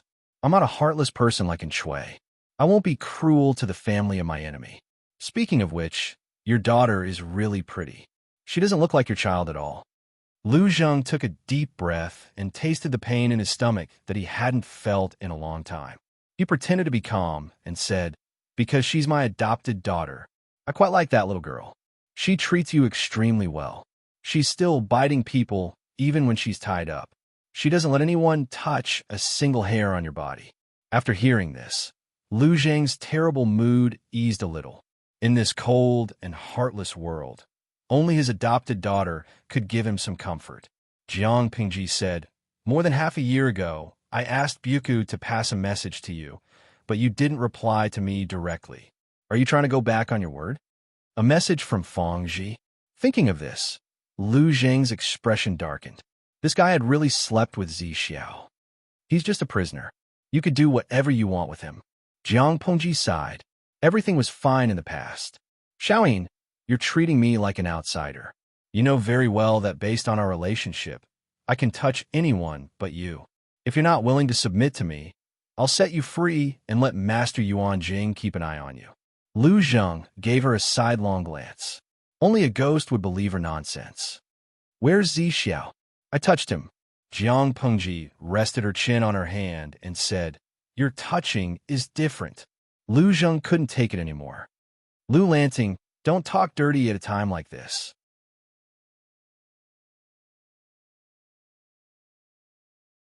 Chapter 1676. I haven't seen you in years. I missed you so much that I couldn't help but tease you. Jiang Pengji raised her eyebrows and chuckled. She untied the rope that bound LV Zheng and tossed it aside. LV Zheng shivered and his eyebrows twitched. His expression seemed to be on the verge of breaking down and enduring. He leaned back slightly to avoid her approach. Now that his hands were free, he couldn't help but rub his sore wrists as he said in a slightly uncomfortable tone. "Lu Lanting, do you still think of yourself as a 12 or 13-year-old? This was the military camp, not a brothel where she drank and listened to music. She cannot be so unrestrained. If I walk among the crowd, it's an exaggeration to say that I'm 12 or 13-year-old, but I can still say that I'm 15 or 16. Jiang Pengji teased him with a smile. "If I remember correctly, you're about the same age as Zi Xiao, but you look much more haggard than he does. People will believe you if you add 10 years to your age. Anqui is a troublesome person. You've helped him clean up his mess all these years, haven't you? You wake up earlier than the chickens, sleep later than the dogs, and do more than the oxen. You really live up to the saying, sleepless all day and night, wasted in the morning." LV Zheng looked up at Jiang Pengji. In a trance, he had the illusion that time and space were in disarray. The person standing in front of him was still the noble youth in brocade clothes. It was as if the person in front of him had stayed in the past. More than 10 years had not left a mark on her. Your mouth is still as unforgiving as ever. You always like to pester others endlessly. When she was 12 or 13, she was pestering others endlessly. That was called naive, cute, and innocent. More than 10 years had passed, but she was still pestering others endlessly. He was not Wei Zi Xiao. Why would he indulge her? I'm arguing with reason. I'm presenting facts and reasoning. Since when was I pestering others endlessly? Jiang Pengji extended her hand and said, "My tent is indeed clean, but the mud is dirty. How long do you plan to sit on the ground? Aren't you afraid of the cold?" LV Zheng looked at her hand and tried hard to suppress the urge to slap it away. You're a scholar. I've taught you for 3 years. I didn't teach you to talk about Anqui every day. Jiang Pengji could not help but laugh. I thought you would say something like you're a girl after all. Don't be so vulgar. Even now, there were still people who liked to make an issue out of her gender. Even if it wasn't intentional, they would still subconsciously pull out her gender. Jiang Pengji didn't mind, because they were all outsiders and outsiders that she looked down on. If Lu Zheng was like this, she would be very disappointed. LV Zheng raised his eyes to look at Jiang Pengji's face. She was wearing a short, round-collared robe that was made of stone. She still looked capable and neat as usual, coupled with her handsome face, affectionate eyes, and half-smile. At first glance, she looked more like a young man from an aristocratic family with a romantic temperament. There were no feminine labels that people were familiar with on her, such as delicate and lovely, dignified and generous, but it was undeniable that she was indeed a woman, and she embodied another kind of rare beauty of women. Don't you know what you look like? Lu Zheng admired her in his heart, but his words were unforgiving. He grabbed Jiang Pengji's hand and stood up with her strength. Because LV Zheng was still sick, he felt dizzy when he suddenly stood up, and he almost fell forward. Jiang Pengji helped him up. LV Zheng tilted his head to look at her profile, and he muttered to himself. He hadn't recognized her gender back then, not because he and the people around him had made a mistake, but because she looked too good. Didn't Shui not give you meat to eat for the past 6 months? When they shook hands, she realized that LV Zheng was slimmer than she had expected. His palms were almost devoid of flesh. Zishao was also thin, but some flesh could be squeezed out. LV Zheng, on the other hand, was a bag of bones. More than half a year ago, Jiang Pengji sent Fang Ji to persuade LV Zheng. Fang Ji returned in low spirits, but he also brought Jiang Pengji a lot of news. According to Fang Ji's description, LV Zheng had been frozen by Shui, but his situation wasn't very bad. He ate, drank, slept well, and even put on some weight. Looking at him now, he wasn't fat at all. If there was a typhoon outside, she could tie a rope around LV Zheng's neck and let him fly in the sky. Don't mention meat. It's nauseating. Even though he didn't swallow the meat porridge, he tasted it. Every time he thought about it, it made his stomach turn. After a short period of dizziness, LV Zheng stood up straight and let go of her hand. He observed her secretly. Just like Jiang Pengji's narcissism, she hadn't changed much over the years. Previously, LV Zheng had rejected Fang Ji's persuasion. LV Zheng didn't agree to recruit him, but he also took the opportunity to catch up with his classmate. The two middle-aged men, who were already in their 30s, gathered together to chat by candlelight and reminisce about the past. They sighed with emotion and also talked about the situation of the Langia F5 heavenly group. From a teenager to a young man to a middle-aged man, everyone except Jiang Pengji had changed beyond recognition. The shy and lofty Fang Ji had been tempered by reality into a steady and dignified country teacher. The hot-bloodedness that had been boiling in his chest during his youth had been defeated by reality. Jiang Mo, who was addicted to 2D paper dolls and loved all kinds of fire-repelling maps, and had a slightly cowardly personality, had become a profound, introverted, and reliable clan leader of the Shi family. He, who had been noisy and refused to submit to his family in the past, had also followed the example of his parents. Ma Xiao, a wealthy gentleman with good farmland and no worries about food and drink, had been affected by the chaos of war. His farmland had been occupied and plundered by bandits who rose to power. In order to avoid disaster, he had no choice but to move his family north. There had been no news of him for many years. Of course, the three of them hadn't changed much. Among the five, Jiang Pengji and LV Zheng had changed the most. Jiang Pengji, who was the most hedonistic and mischievous, had become a vassal of the world.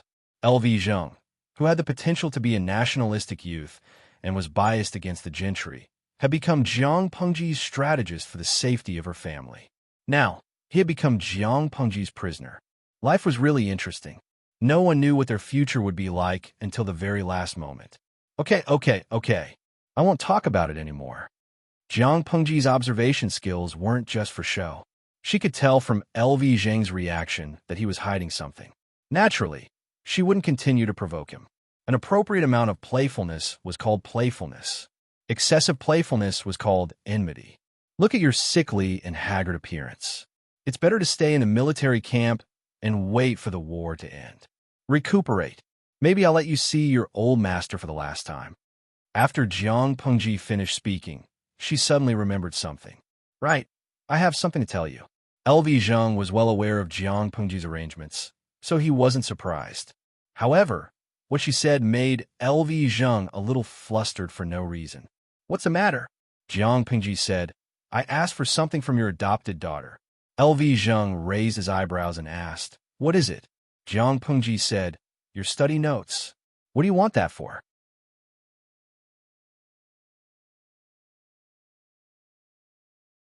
Chapter 1677. Send his former master back to heaven. Lu Zheng didn't know what to do for a moment, but he was smart enough to figure out what she had done in no time. Lu Lanting. Lu Zheng pointed at her. He was so angry that his hand was trembling. Jiang Pengji had a smile on her face. She raised her hand unhurriedly and pushed his hand aside. What are you trying to say? Are you despicable? Or are you cunning? She laughed. There's nothing too deceitful in a war. On the battlefield, all kinds of scheming and scheming methods were allowed. The only thing that mattered was who was more skilled. I'm just taking advantage of the situation to achieve my goal. Moreover, I'm giving you a credit so that you can quickly gain a foothold here. Lu Zheng said, Do you think I, Lu Xiaoyin, am a fickle and petty person who forgets about morality for the sake of profit? Lu Zheng knew what Jiang Pengji had done. It was definitely a trap that could bury An Shui alive. I've never doubted your character, but a fine bird chooses a tree to nest in, and a virtuous official chooses a master to serve. Do you not know what kind of person An is? Whether he's worthy of you hanging him with a piece of white silk. Jiang Pengji said confidently, If you're a foolishly loyal person, just pretend I didn't say anything. Whether you stay or leave, I'll let you choose. Jiang Pengji naturally wanted to recruit Lu Zheng. No one would complain about having too many talented people. After a while, she would conquer Nansheng and rule over the 5 countries in the world. She would need more and more people. Lu Zheng knew her background, so he felt more at ease using her. He treated the surrendered officials of Langyi Academy well, and she was an alumnus of Langyi Academy. This was double insurance. Master Yuan Jing had taught at Langyi Academy for many years. He had students all over the world and made friends with many famous scholars. With double insurance, it would be much easier to recruit people from this circle in the future.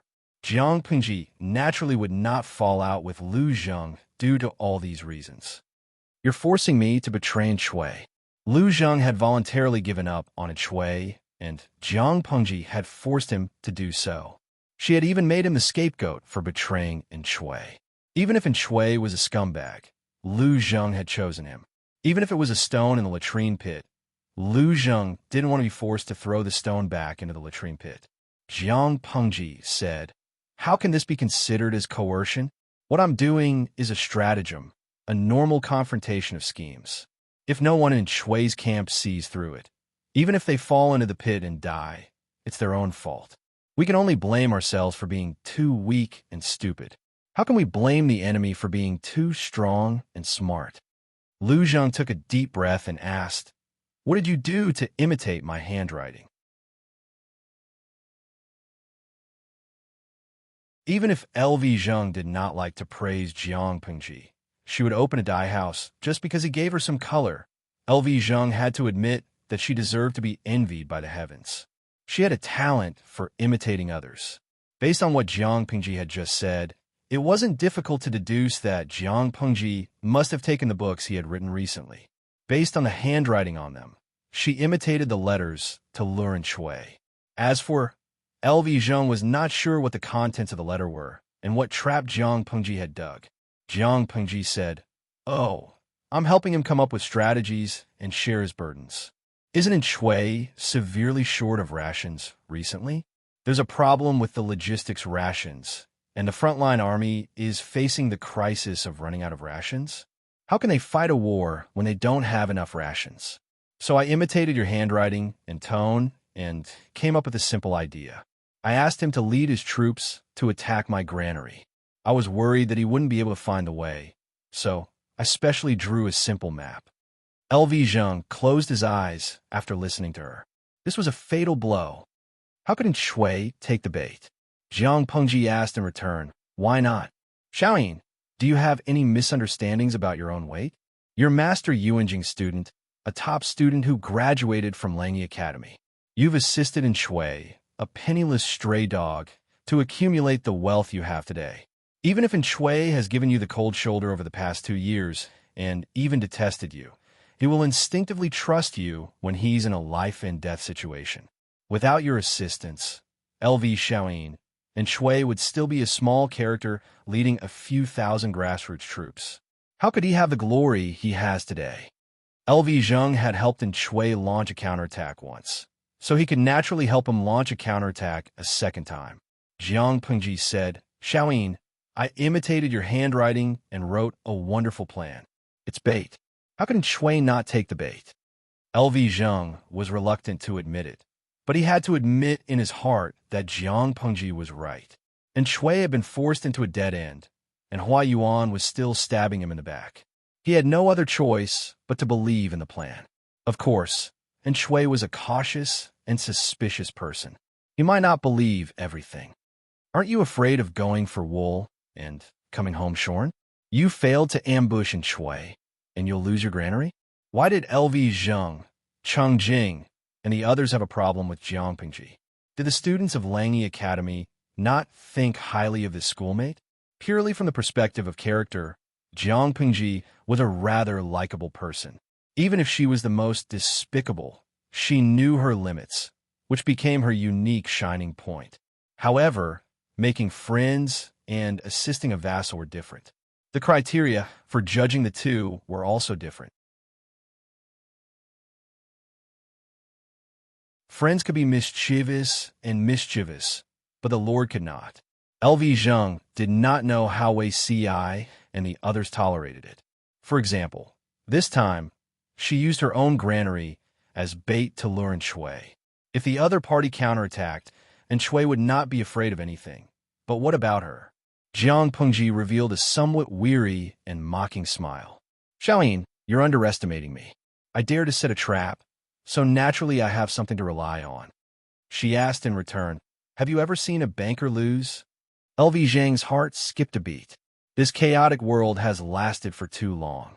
It's time to end it. We'll start with Nansheng, then Zhongzhou. Once we take down these 2 countries, the remaining 2 are nothing to fear. Those who once looked down on me and hated me can only watch me ascend to the throne. It's quite satisfying to think about it.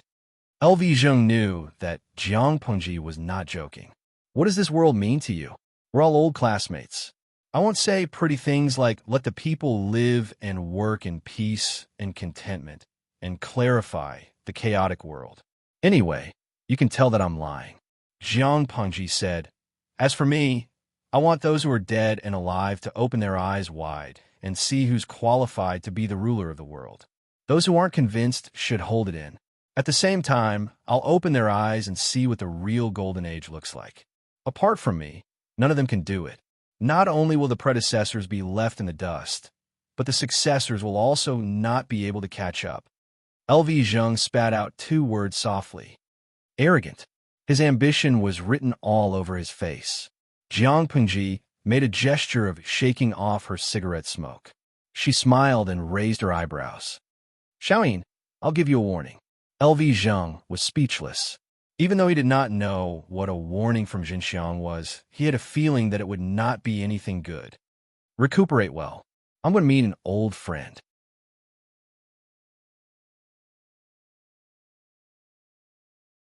Chapter 1678. I'd like to see Zi Xiao. Jiang Pengji didn't find Lu Zheng's request excessive, so she agreed. Anything else? My adopted daughter likes you very much, but she had a rough childhood and has a strange temperament. If she offends you in any way, please forgive her and ask the soldiers under your command to treat her better. Lu Zheng pondered for 3 seconds and said hesitantly, "She's a child with a hard life." Jiang Pengji's gaze revealed some surprise. She thought Lu Zheng would say something else, such as rebuking her or asking about her attitude toward Chui. She never expected him to plead for his adopted daughter. Jiang Pengji didn't pay attention to Kang Xintong at first, but since Lu Zheng said so, she naturally had to take care of her. She paid more attention to her. "I'll send someone to send her to you. You can supervise her together and save some manpower." Jiang Pengji's words sounded impolite, but LV Zheng knew what she was really trying to express. Kang Xintong was Lu Zheng's adopted daughter, so she took care of him more meticulously than others. She placed Kang Xintong under his watch so that Lu Zheng wouldn't worry about his adopted daughter's situation when he was sick. Jiang Pengji arranged for Lu Zheng to recuperate in a secluded place. She also reminded the doctor not to be stingy with medicine and to use whatever was useful. When Wei Si heard the news and rushed over, Lu Zheng was wearing a greenish-gray cloak and kneeling in front of the chessboard, playing chess. Sometimes he furrowed his brows in deep thought, sometimes he was suddenly enlightened, and sometimes he pointed at the chessboard to calculate something. He didn't look like a prisoner at all. Wei Si saw that Lu Zheng looked sick and said disapprovingly, "I heard that you're very sick. Why don't you wait on the bed?" Instead of resting, he was playing chess. Any doctor who encountered such an uncooperative patient would be angry. Lu Zheng had long heard Wei Si's movements. When he heard Wei Si scolding him, he looked up at him. "You haven't changed much over the years." Lu Zheng placed the chess record by his side and gestured for Wei Si to sit on the mat opposite him. Wei Si almost didn't recognize him. Lu Zheng looked much more haggard than he imagined. He was in low spirits, and his hair was visibly gray. There was not much of a difference in their ages, but when Wei Si and Lu Zheng were compared, the latter seemed to be almost 10 years older than the former. Wei Si said frankly, "You look much older." LV Zheng had the urge to treat the chess piece as Wei Si and crush it. One is marked by the company one keeps. One is blackened by the company one keeps. Lu Zheng was implying something. Wei Si had been with Jiang Pengji for a long time. How did his glib tongue change toward the latter's? Wei Si did not know about the bet between Jiang Pengji and LV Zheng, but he was good at reading people's minds. LV Zheng's words carried a subtle meaning. After hesitating for 3 breaths, Wei Si asked cautiously, "Does Xiaoyin know?" "It's hard not to know." Lu Zheng's fingernails were well manicured. At this moment, he was playing with a black chess piece, which made his fingernails look even paler. He placed the chess piece in the designated position and said, "How could Lu Shi be worthy of your attention? Back then, you were quite distant from her." After all, they were from the same sect and were taught by the same teacher. Lu Zheng's understanding of Wei Si was incomparable to that of an outsider. In the eyes of an outsider, they might think that Jiang Pengji was forcing Wei Si and that Wei Si had no choice but to succumb to her tyrannical power. However, Lu Zheng understood that if Wei Si had no intentions towards others, he would not easily succumb even if a knife was placed on his neck, let alone using force. The two of them had an affair. It could only be said that both of them were interested in each other. Not to mention Jiang Pengji. Lu Zheng had heard Jiang Pengji say that she would drag Wei Si down with her 800 years ago. But what about Wei Si? When did he develop feelings for Jiang Pengji that were beyond that of a ruler and an official? Wei Si said, "Maybe it was in my previous life." He told the truth, but Lu Zheng thought that he was being glib. Instead of learning from the good, you learn from the bad. Are you learning from Lu Shi in your eloquence? Lu Zheng gestured for Wei Si to choose a chess piece to play with him. Among his fellow apprentices, Wei Si's chess skills were the best among them. Lu Zheng was ranked last and was often beaten by Wei Si, Cheng Jing, and Han Yu. The shadows of his school days were Jiang Pengji and Wei Si's playing a game of chess with their hands. He was always beaten badly. In order to avenge his previous humiliation, he put in a lot of effort in this aspect. He did not know if he could gain an advantage today. Wei Si was speechless. No one believed him when he told the truth. It was not easy to be an honest person. The two of them did not talk much. They just played 2 games in silence. Lu Zheng still lost miserably. After cleaning up the mess, Lu Zheng looked up at Wei Ci, whose temperament was becoming more and more stable. He was like a pearl that had been polished until it became rounder. Although it was not dazzling, it could not be ignored. This person looked like a decent person. Who could guess that he had tons of evil ideas in his mind? I will be careful about the matter with the Lord. I will try not to affect her as much as possible. I will also try to protect myself. He wanted to accompany her until her hair turned white and she died of old age. Both of them would be fine. Lu Zheng nodded. My teacher often says that you have your own views. Since you have said so, you must have made up your mind. It is not good for outsiders to persuade you. He was Wei Ci's fellow apprentice, so his standpoint was naturally more biased toward Wei Ci. As long as it was Wei Ci's own choice, Lu Zheng would respect it. But he could have chosen anyone to have a relationship with. But he chose Jiang Pengji, who was the most difficult to conquer. She was a vassal now, but she would become an emperor in the future.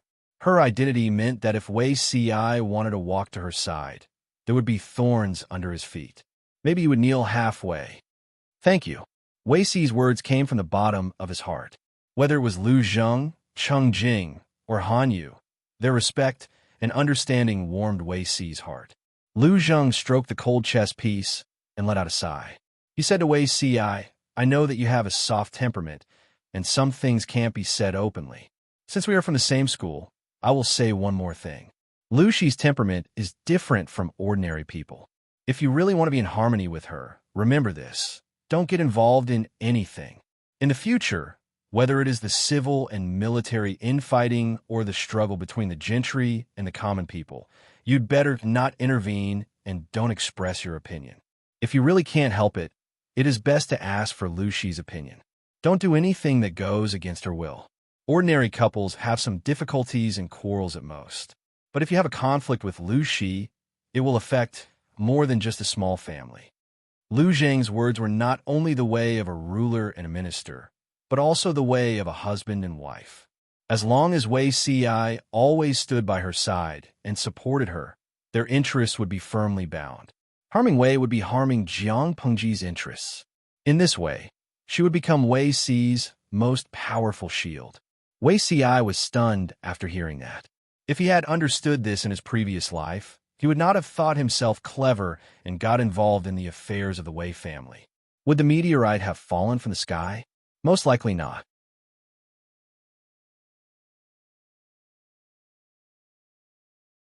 Chapter 1679. If Lu Zheng and the others were still alive in his previous life, they might have pointed out the right path for Wei Ci like they were doing now. The onlookers saw the game more clearly than the onlookers. Their advice was what Wei Ci needed the most so that he would not take the wrong path. However, it was not too late now. He had learned his lesson from his previous life and would not repeat the same mistake in this life. Don't be ostentatious. That's for the best. Otherwise, you'll become the target of public criticism. Lu Zheng rubbed the chess piece and smiled. Look at Lu Xi's subordinates. Other than those from Lang Yi's faction, the others may not be very friendly to you. Without a handle, they will have fewer reasons to attack you. Even if Wei Ci was from an academy, if he stood in their way, he might be stabbed in the back. To put it bluntly, interests were the foundation of a relationship. If their interests were the same, they would be allies forever. Wei Ci coughed lightly and reminded him, My lord doesn't like to form cliques. Because of this, Yumo is still helping my teacher. Cheng Jing refused to become an official mainly because he was worried that he would implicate his fellow disciples from Lang Yi Academy. When Lu Zheng casually said the words Lang Yi's faction, Wei Ci trembled with fear. It's one thing to dislike him, but it's another thing to form a clique. Lu Xi's temperament was too wild and arrogant. She might not take the so-called clique seriously. So what if they form cliques? Can they escape her grasp?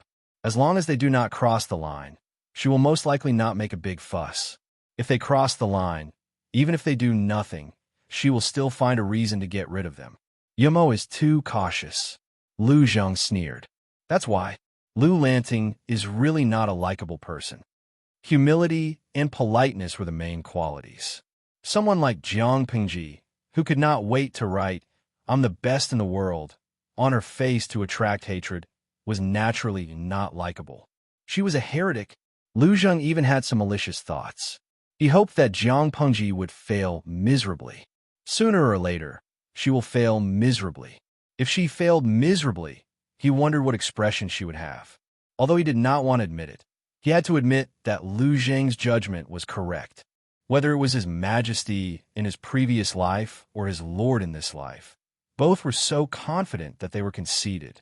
Why would she care about the clique of her subordinates? If someone really did violate her taboo by forming a clique, needless to say, they would end up with weeds growing 3 feet high on their graves. Thinking back to his past life, the relationship between the officials in the imperial court was indeed a little subtle.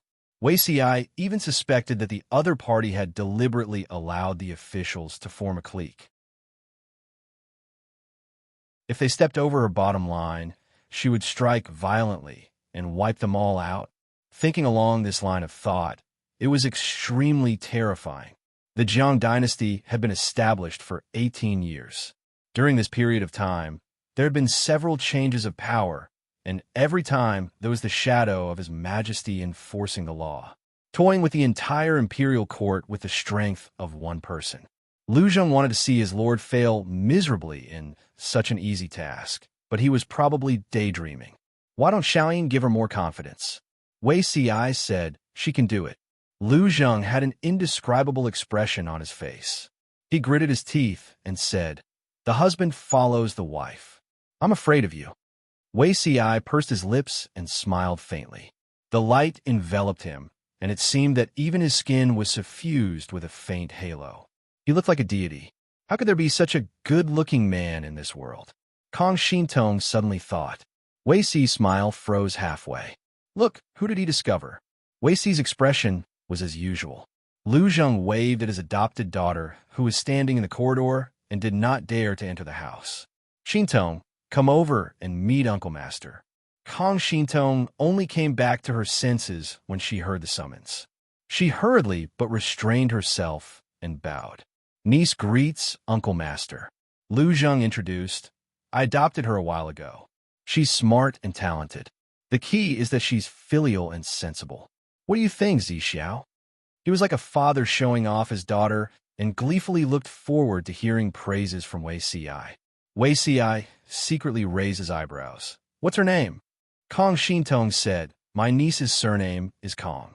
My courtesy name is Shintong. Wei Xi pretended to be curious and asked, where did Xiaoyin find such a lovely adopted daughter? Lu Zheng thought that Wei Xi had misunderstood this father-daughter relationship and explained vaguely, in the future, I still need to count on her to provide for me when I'm old. Naturally, I have to find a filial daughter. As for where I found her, I can only say that it's fate. She's the only one in the world. You can't be envious. Many rich families did not have the right to take in concubines. However, there were policies and countermeasures. There would always be people who could find loopholes and come up with excuses. For example, adopted daughter or study boy. They could be very pure characters, but they could also be special characters with other colors. Lu Zheng said the words provide for me when I'm old. Naturally, this father-daughter relationship was very serious. It's our first time meeting. I'm not prepared. Wei Xi fished out a small thing from his sleeve and gave it to Kong Shintong. His gentle gaze fell on the latter, and he said apologetically, this gift is a little shabby. I'll give you a formal one in the future. Kong Shintong did not take it. She secretly observed Lu Zheng's expression and only accepted it happily when he nodded. Lu Zheng said, this Uncle Master of yours is a rare talent in the world. If I don't have time to teach you, you can look for him. When the day comes that you've drained all the ink in his stomach and stirred up a storm in the future, there will be a place for you. Learn more, understand? Yes, I understand. Wei Xi smiled awkwardly but politely. The future saint of the Red Lotus Group had become his niece. Could the world be more magical? As it turned out, there was. When he saw Kong Shintong pour him tea and obediently, Wei Ci felt as if he was sitting on pins and needles. His memories of the past decades were all blurred. Only some special events, and people were as vivid as before. Kang Shintong was one of them. As a serious rebel, Kang Shintong had a close relationship with many courtiers as the saint of the Red Lotus group. She knew their weaknesses and was a criminal that needed special treatment. If one wanted to dig out secrets from such a person's mouth, they would have to be tortured. Many people could not endure it and gave up, but Kang Shintong was an exception. Wei Ci could not be bothered to investigate Kang Shintong's background. In his opinion, she was a traitor. Coincidentally, Kang Shintong was also unwilling to reveal her unbearable past to gain sympathy. She was stubborn and stubborn. As long as I'm still breathing, don't even think about getting a word out of me. After 3 days of torture, she had almost tasted all the punishments in the dungeon, but she still did not give up a single word. Wei Ci presented this matter to His Majesty. His Majesty was interested and condescended to take a look at the dungeon. His Majesty looked at Kang Shintong, who was bathed in prison clothes, and said softly, "Why bring the secret underground and use your life to cover up the crimes of those people? I thought that the Red Lotus group was just a motley crew. They knew nothing but dancing and playing tricks. I didn't expect there to be an exception like you." Kang Shintong coughed up blood and said mockingly, "If I don't tell them, they will live in fear and remember me for the rest of their lives." His Majesty raised his eyebrows. "If you die, everyone in the world remembers. But if I die, it will be as quiet as an ant disappearing. If they can remember me, then I won't have lived in vain." His Majesty said, "I understand. Do you have any wishes?" Kang Shintong would rather die than confess. There was no value in continuing to torture this kind of criminal.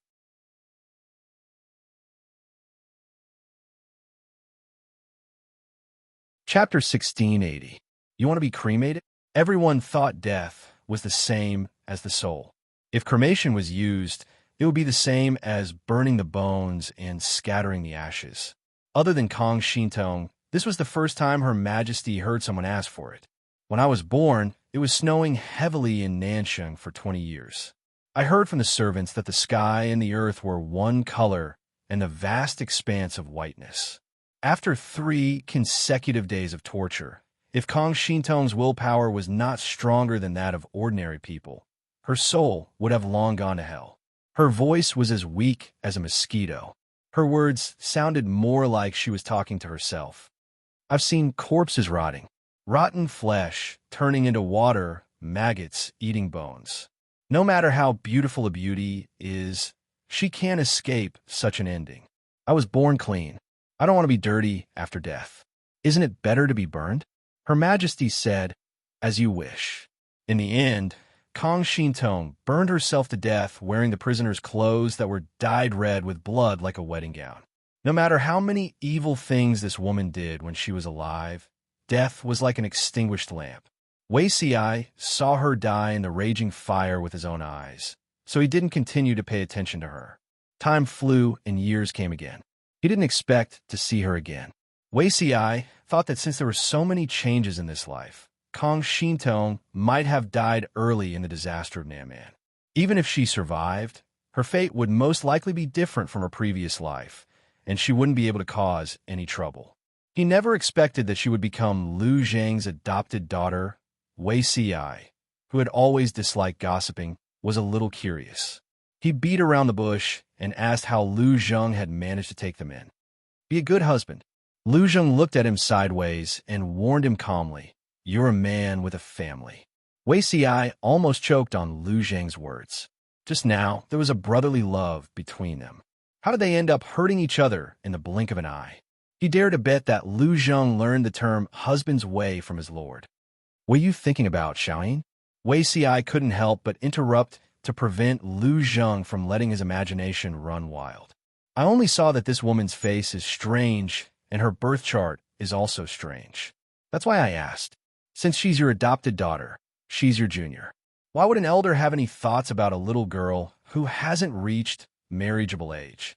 Moreover, this matter isn't something to joke about. My lord will take it seriously." Lu Zhang was stunned. He had forgotten that Wei Ci was a quack. There's something wrong with Xintong's physiognomy. After all, she was his adopted daughter, and LV Zheng did not want anything to happen to her. If he could avoid it, he would try his best to avoid it. Wei Ci said, "Beauties are full of ups and downs." Needless to say, Lu Zheng naturally understood. He faintly sighed and concisely explained Kong Xintong's past experiences. Wei Ci's words, "Beauties are full of ups and downs," matched Kong Xintong's previous experience. Naturally, Lu Zheng did not doubt it. This is also a child with a hard life. If it was possible, Lu Zheng naturally hoped that Kong Xintong would agree to his request. You said that her appearance is strange, and her birth chart is also strange. Could it be that there are other variables? Was it a blessing or a curse? Will we be able to turn misfortunes into blessings in the future? Wei Ci said, "She met a benefactor and her destiny changed greatly. It will be better than what she had originally planned." Lu Zheng smiled and said, "Now that you've said that, I'm relieved." While they were talking, Kong Xintong had already prepared dinner. Wei Ci conveniently stayed behind to freeload. After dinner, the sky gradually darkened. Kong Xintong stood up to send Wei Ci off on behalf of her adoptive father, Lu Zheng. She was so nervous on the way that she could not speak. After she watched Wei Ci leave, she hurriedly went to look for her adoptive father. "Adoptive father, are we going to stay here from now on?" She had thought that she would be imprisoned, but she did not expect that the treatment after being captured by the enemy was better than staying in Chui's side. If she had known earlier, she would have continued to persuade her adoptive father to change jobs. Lu Zheng felt that it was better to have a short-term pain than a protracted one. He frowned and drank the bitter medicine. He did not know if it was an illusion, but he felt that the medicine prescribed by the doctor was much more bitter than the medicine he had drunk before. "You look rather happy?" Lu Zheng could not help but remind his adoptive daughter. They were now prisoners. What was there to be happy about? Kong Xintong said, "I observe that martial uncle. He has a good temperament. If we become colleagues in the future, wouldn't it be much better than before?" Lu Zheng was speechless. How much did his adoptive daughter despise her lord and Chui? After a while, Kong Xintong cleared the dishes for him and suddenly thought of something. Adoptive father, what's the matter? Speak." Kong Xintong asked, "Did Master Lanting personally come to recruit you?" His adoptive father was a talented person with a strong presence. The Master of Lanting would surely come personally to show his respect. Lu Zheng turned to look at his adoptive daughter, an indescribable feeling in his heart. What if the child always sided with an outsider? It was fine. She was most likely retarded. A beating would be enough. Of course, Lu Zheng could not bring himself to beat the child. He could only suppress his feelings. It was not enough that Lu Lanting had harmed Wei Ci and him. Now that she had become capable, she had harmed his adoptive daughter. "Ha, what a sentimental and promiscuous woman." Lu Zheng sneered coldly. Jiang Pengji sneezed loudly. Her eyes looked even more watery. It was the season change, and the number of sick people was much higher than usual. Li Yun and the others were worried that their lord would be affected. They asked with concern, "Are you feeling unwell, my lord?" Jiang Pengji waved her hand and rubbed her nose. "I'm fine." My nose suddenly itched. Li Yun and the others relaxed when they saw that her expression was normal. Jiang Pengji said, "Tonight, and Shui and the others will definitely send men to launch a sneak attack. Is the granary ready?"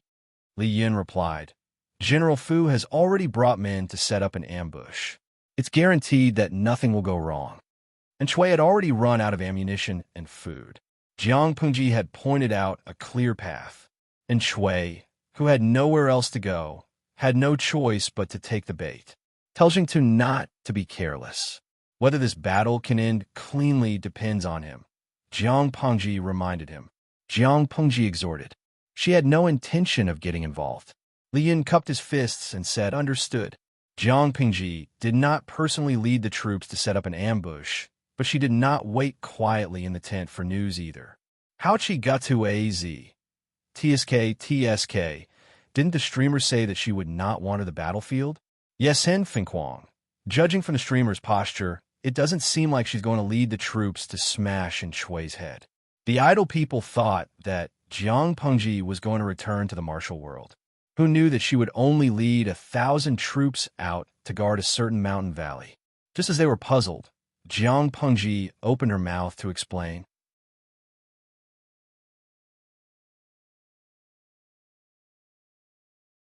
Chapter 1681. After all, Jiang Pengji was born in the army. Even if she retired from the front line, it didn't mean that she was completely away from the battlefield. She just didn't take the lead like she used to. Zhang Jiike's table tennis. Is the streamer worried that Fu Wang and the others will fail miserably? She's here to hold the line for them. Jiang Pengji said sarcastically, "This credit is free. It's not difficult at all. If Fu Wang can't even handle such a small matter, he'll be sent back to his hometown to plant sweet potatoes.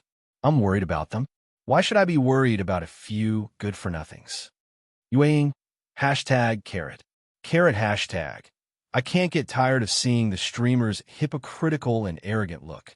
If you push Fu Wang to the end and send him back to his hometown to plant sweet potatoes, who will get Sister Huijuan's alimony, milk powder, diapers, and education fees? Even after so many years, the salted fish still couldn't let go of the fact that Fu Wang, the pig trotter, had stolen their love. For the sake of the cute twins, they reluctantly accepted Fu Wang. Jiang Pengji said, "Worried about them? No, I'm just supervising the battle." The salted fish were used to Jiang Pengji's hypocrisy. After all, the stubborn streamer was also their favorite. She was a treasure in the world. It was dark and quiet everywhere. Only the sound of the patrolling cavalry's hooves and the crackling of the torches could be heard. Fu Wang wore a dignified and heavy armor with beast rings. It made his burly body look like a small mountain. The march was tough. He could only squeeze out time to clean his face for half a month. The last time he shaved was 8 days ago. Because he hadn't shaved for a long time, the green stubble on his cheeks was a little long and messy. The helmet pressed against his stubble, making him very uncomfortable. If he wasn't rational, he would have pulled out the long knife at his waist and shaved his face. Xie Zhe patrolled everywhere. When he came back to report, he found Fu Wang scratching his face from time to time. He thought he had been bitten by a mosquito in the forest. "I still have some insect repellent powder here. Would General Fu like to use some?" Xie Zhe took off the medicine bag hanging at his waist and handed it to Fu Wang. Fu Wang was stunned. After 2 breaths, he realized Xie Zhe had misunderstood. He waved his hand and said, "It's not a mosquito bite. I don't need it." Xie Zhe looked surprised and asked curiously, "Then why does General Fu keep scratching his face?" Fu Wang said with some embarrassment, "My stubble is pricking my face, and I didn't bring my razor with me." Xie Zhe, what could he do? Naturally, he revealed an awkward but polite smile. Fu Wang was not considered young among the crowd, but everyone realized that he had yet to grow a beard. No matter how busy he was with the war, he would still squeeze out half a day to comb the stubble on his face. Although not growing a beard did not diminish Fu Wang's manliness, others always felt that something was missing. Xie Zhe asked curiously. Fu Wang said faintly, "My family doesn't like it. They say it's irritating." The appearance of the twins took after Huijun. Their skin was tender and smooth. Fu Wang would sneak a kiss, and it would always make the child cry. Over time, the child did not like to be close to him. In desperation, Fu Wang could only give up on the idea of growing a beard and shave every other day. It was fine if he didn't have a beard or had a long beard, but the most annoying thing was a beard that was neither too long nor too short, and the helmet stuck close to his face to protect his cheeks. Xie Zhe said, "It sounds very envious." Fu Wang puffed out his chest and said, "Of course." Another advantage of not growing a beard was that he looked young. Ever since he had snuck into Huijuan's household, Fu Wang hated it when people talked about his age. Even though he was not much stronger than Huijun, the age difference still made Fu Wang feel insulted. He wished that they were the same age. The two of them chatted for a while before they tacitly stopped and talked about the results of the patrol. They all knew that they had to perform meritorious deeds tonight. If they made a mistake, Heh, the Lord would skin them alive. Fu Wang was the most cowardly one. Why? Because he was henpecked. If Hui Jun knew that he was a burden to the Lord, the scene would be unimaginable. Fu Wang and the others were well prepared and naturally had a card up their sleeves. Everything was ready, except for the enemy. Fu Wang did not wait long before the dull sound of horse hooves came from afar. To ensure the success of this ambush, the warhorse's hooves were tied with cloth strips to reduce the sound when they landed. General Fu, there's movement. TSK, you really can't stand being talked about. A sneer appeared on Fu Wang's face as he suddenly stood up and mounted his horse. He send the order to inform everyone to be on high alert. Not a single fish can escape the net today. Yes, Fu Wang and Xie were in charge of different areas. The former was in charge of attack, while the latter was in charge of encirclement and suppression. The two worked together to attack the enemy from the front and back. The night wind was bleak and the shadows of the trees swayed. The numerous shadows seemed to blend into the night. If it was just to destroy the granary, and Shui would only need to send 1,000 men and horses. It would be easy to expose the target if there were too many people, but his goal was to rob the rations to replenish himself. Naturally, he could not have too few troops. Otherwise, even if they robbed the rations, they would not have enough men to transport them away. In order to motivate the three armies, and Shui even gambled and made a bold decision. He decided to lead the troops in a night attack.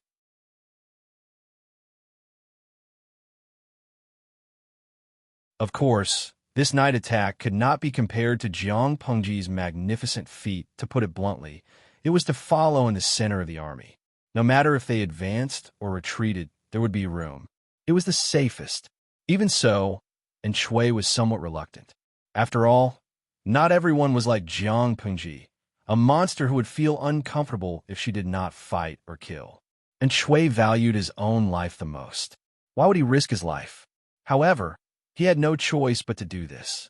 The morale of the entire army was low. Recently, deserters had been ceaselessly coming in. A rough estimate was that they had lost more than 10,000 low-ranking soldiers. How could he increase morale? After thinking about it, the only way was to go into battle personally. Jiang Pengji's imitation of Lu Zheng's letter was flawless.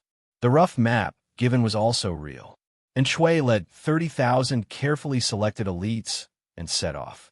Along the way, they did not discover anything suspicious. As the army went deeper, and Shui's confidence grew exponentially. If we succeed this time, Shaoyin should be rewarded. And Shui sighed with emotion. Even though he and Lu Zheng no longer had feelings for each other, Lu Zheng was still loyal to him and plotted for him in every way. Thinking of their old friendship, and Shui's heart softened a little. He planned to continue using Lu Zheng after he recovered from his illness. Even if Lu Zheng was dissatisfied with him, so what? He was the ruler, and Lu Zheng was the subject. The ruler ruled by the subject. Could Lu Zheng overturn the heavens? With this thought in mind, and Shui let down his guard slightly. He could relax, but the others did not dare. After marching for more than 2 hours, half of the night had passed, and Shui and the others finally approached the location of the granary. Are there any abnormalities in the defenses here? And Shui was a paranoid person.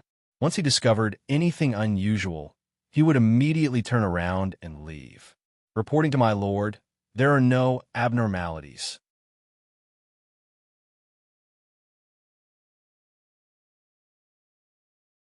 Chapter 1682. The heavens knew who the heavens were helping. And Shui's one-sided statement did not count. Unfortunately, no one understood this. The deputy general guarding in Shui cupped his fists and complimented him, making Shui feel elated. It was as if victory was close at hand. The atmosphere was just right, but there were still people who jumped out to ruin it. And Shui pulled a long face when he heard this. Master, I've heard advisor Lu mention Lu Shi before. The advisor said that Lu Shi is a person who does things with caution. We can't use common sense to judge him. Also, the granary is related to the outcome of the battle. The defenses here must be very strict. Our army needs to be careful and cannot be careless. And Shui's expression darkened. His face grew long, and it was frightening to look at. The surrounding soldiers all wanted to hammer that weird person who couldn't read the atmosphere. Instead of saying something auspicious at a time like this, he was bringing bad luck to himself. Was he stupid?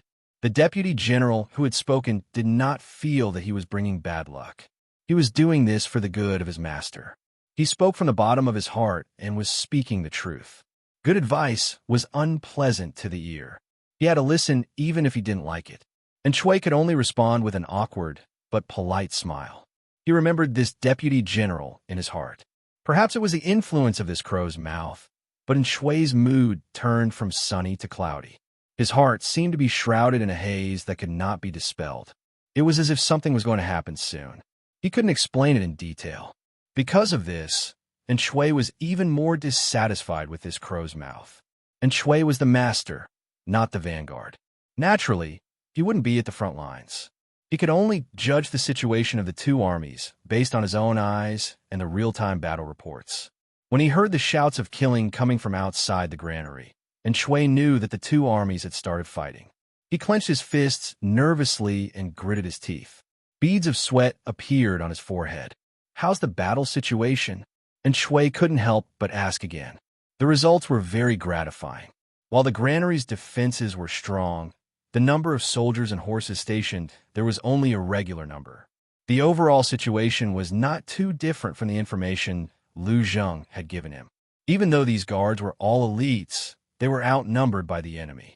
After a while, they would be at a disadvantage. According to the current situation, it was expected that the granary would fall. In order to boost the morale of the troops, the general laughed out loud and mocked. The troops under Lu Shi's tent are just so-so. I'll take a few more heads. As he listened to the shouts, Shui's heart, which had been hanging in the air, slowly calmed down.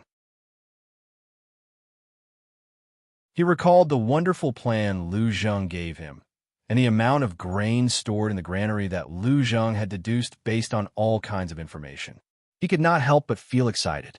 If they could empty this granary, not only would they be able to deal a huge blow to the enemy's morale, but they would also be able to prolong their lives. Send reinforcements and take down the granary as soon as possible to avoid any accidents. This place was very far from the tents of Jiang Pengji's army, but they were also afraid that unforeseen events would occur if they delayed for too long. Shui was afraid of Jiang Pengji. He always felt that this person was very strange. Every time he gained the upper hand, before he could feel proud of himself for a while, the other party would always jump out from all sorts of corners to slap him in the face. Yes, sir. Increase the number of troops and strive to occupy the granary as fast as possible. The granary defense line wouldn't last much longer. As Shui sent reinforcements, the already shaky defense line of the granary collapsed, and the soldiers guarding it scattered in all directions. It's done. Unexpectedly, the unforeseen event happened not long after. While Shui's main army was focused on attacking the granary, two groups of troops circled to the rear, one on the left and one on the right. I've let them be complacent for long enough. It's time to wake up from this sweet dream. Fu Wang revealed a sinister smile. His pair of pitch-black eyes seemed to flicker with a frightening light. He was a wolf child raised by a pack of wolves.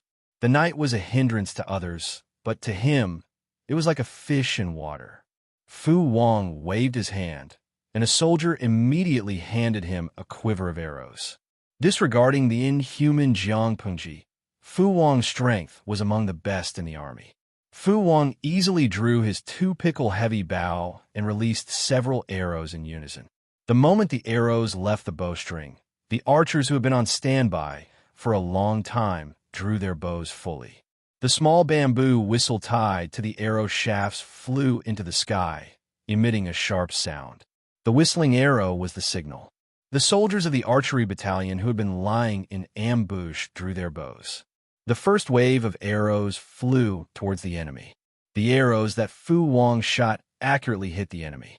Those who were shot only had time to let out their final screams, alerting the other soldiers. What's happening? The night was dark, and there were no torches lit in the surroundings. The soldiers who were further away did not see the arrows on the bodies of those who were shot. The soldiers who were closer saw it, But before they could shout out the word enemy attack, the shrill sound of whistling arrows and the buzzing sound of arrows leaving the bowstring arrived one after the other. Fu Wang's side had taken the enemy by surprise.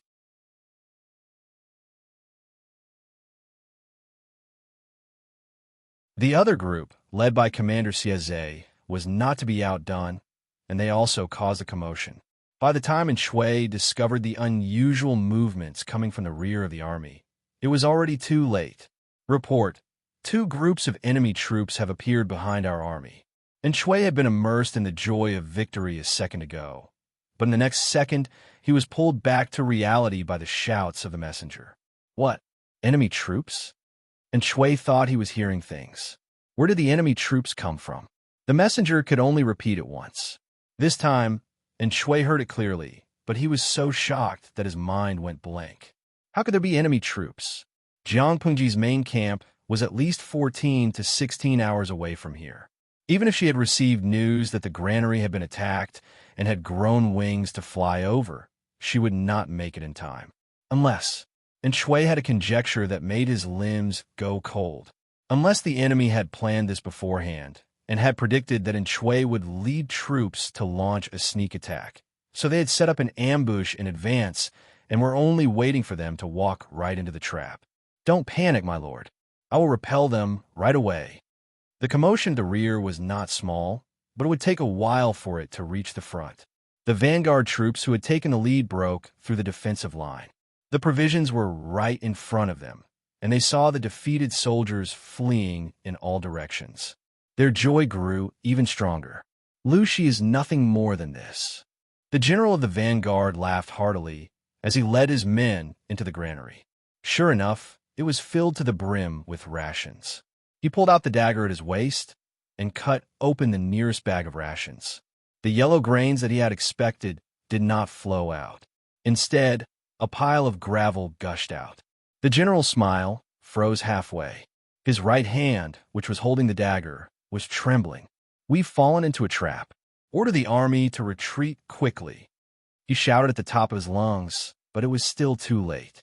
At that moment, more than 2,000 soldiers had already rushed into the granary. The rest did not know what had happened inside. They kept rushing in, so how could they have the time to retreat? Kill! Suddenly, the sound of kill surged in from all directions like a tidal wave. The enemy troops who had fled in disorder had returned. Their numbers were many times greater than before.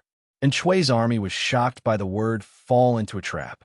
The moment the enemy troops arrived, they immediately lost their composure and formation. In the distance, Jiang Pengji looked at the spreading flames in the granary. The corners of her lips curled into a cold smile. You're tuning in to the Romance Rendezvous YouTube channel. We're so grateful for your support, and don't forget to subscribe to join us on this incredible journey through captivating stories. Your generosity through donations truly makes a world of difference, as it's the primary source of revenue that allows me to expand and enhance this channel for you. Thank you from the bottom of my heart for being a part of this adventure.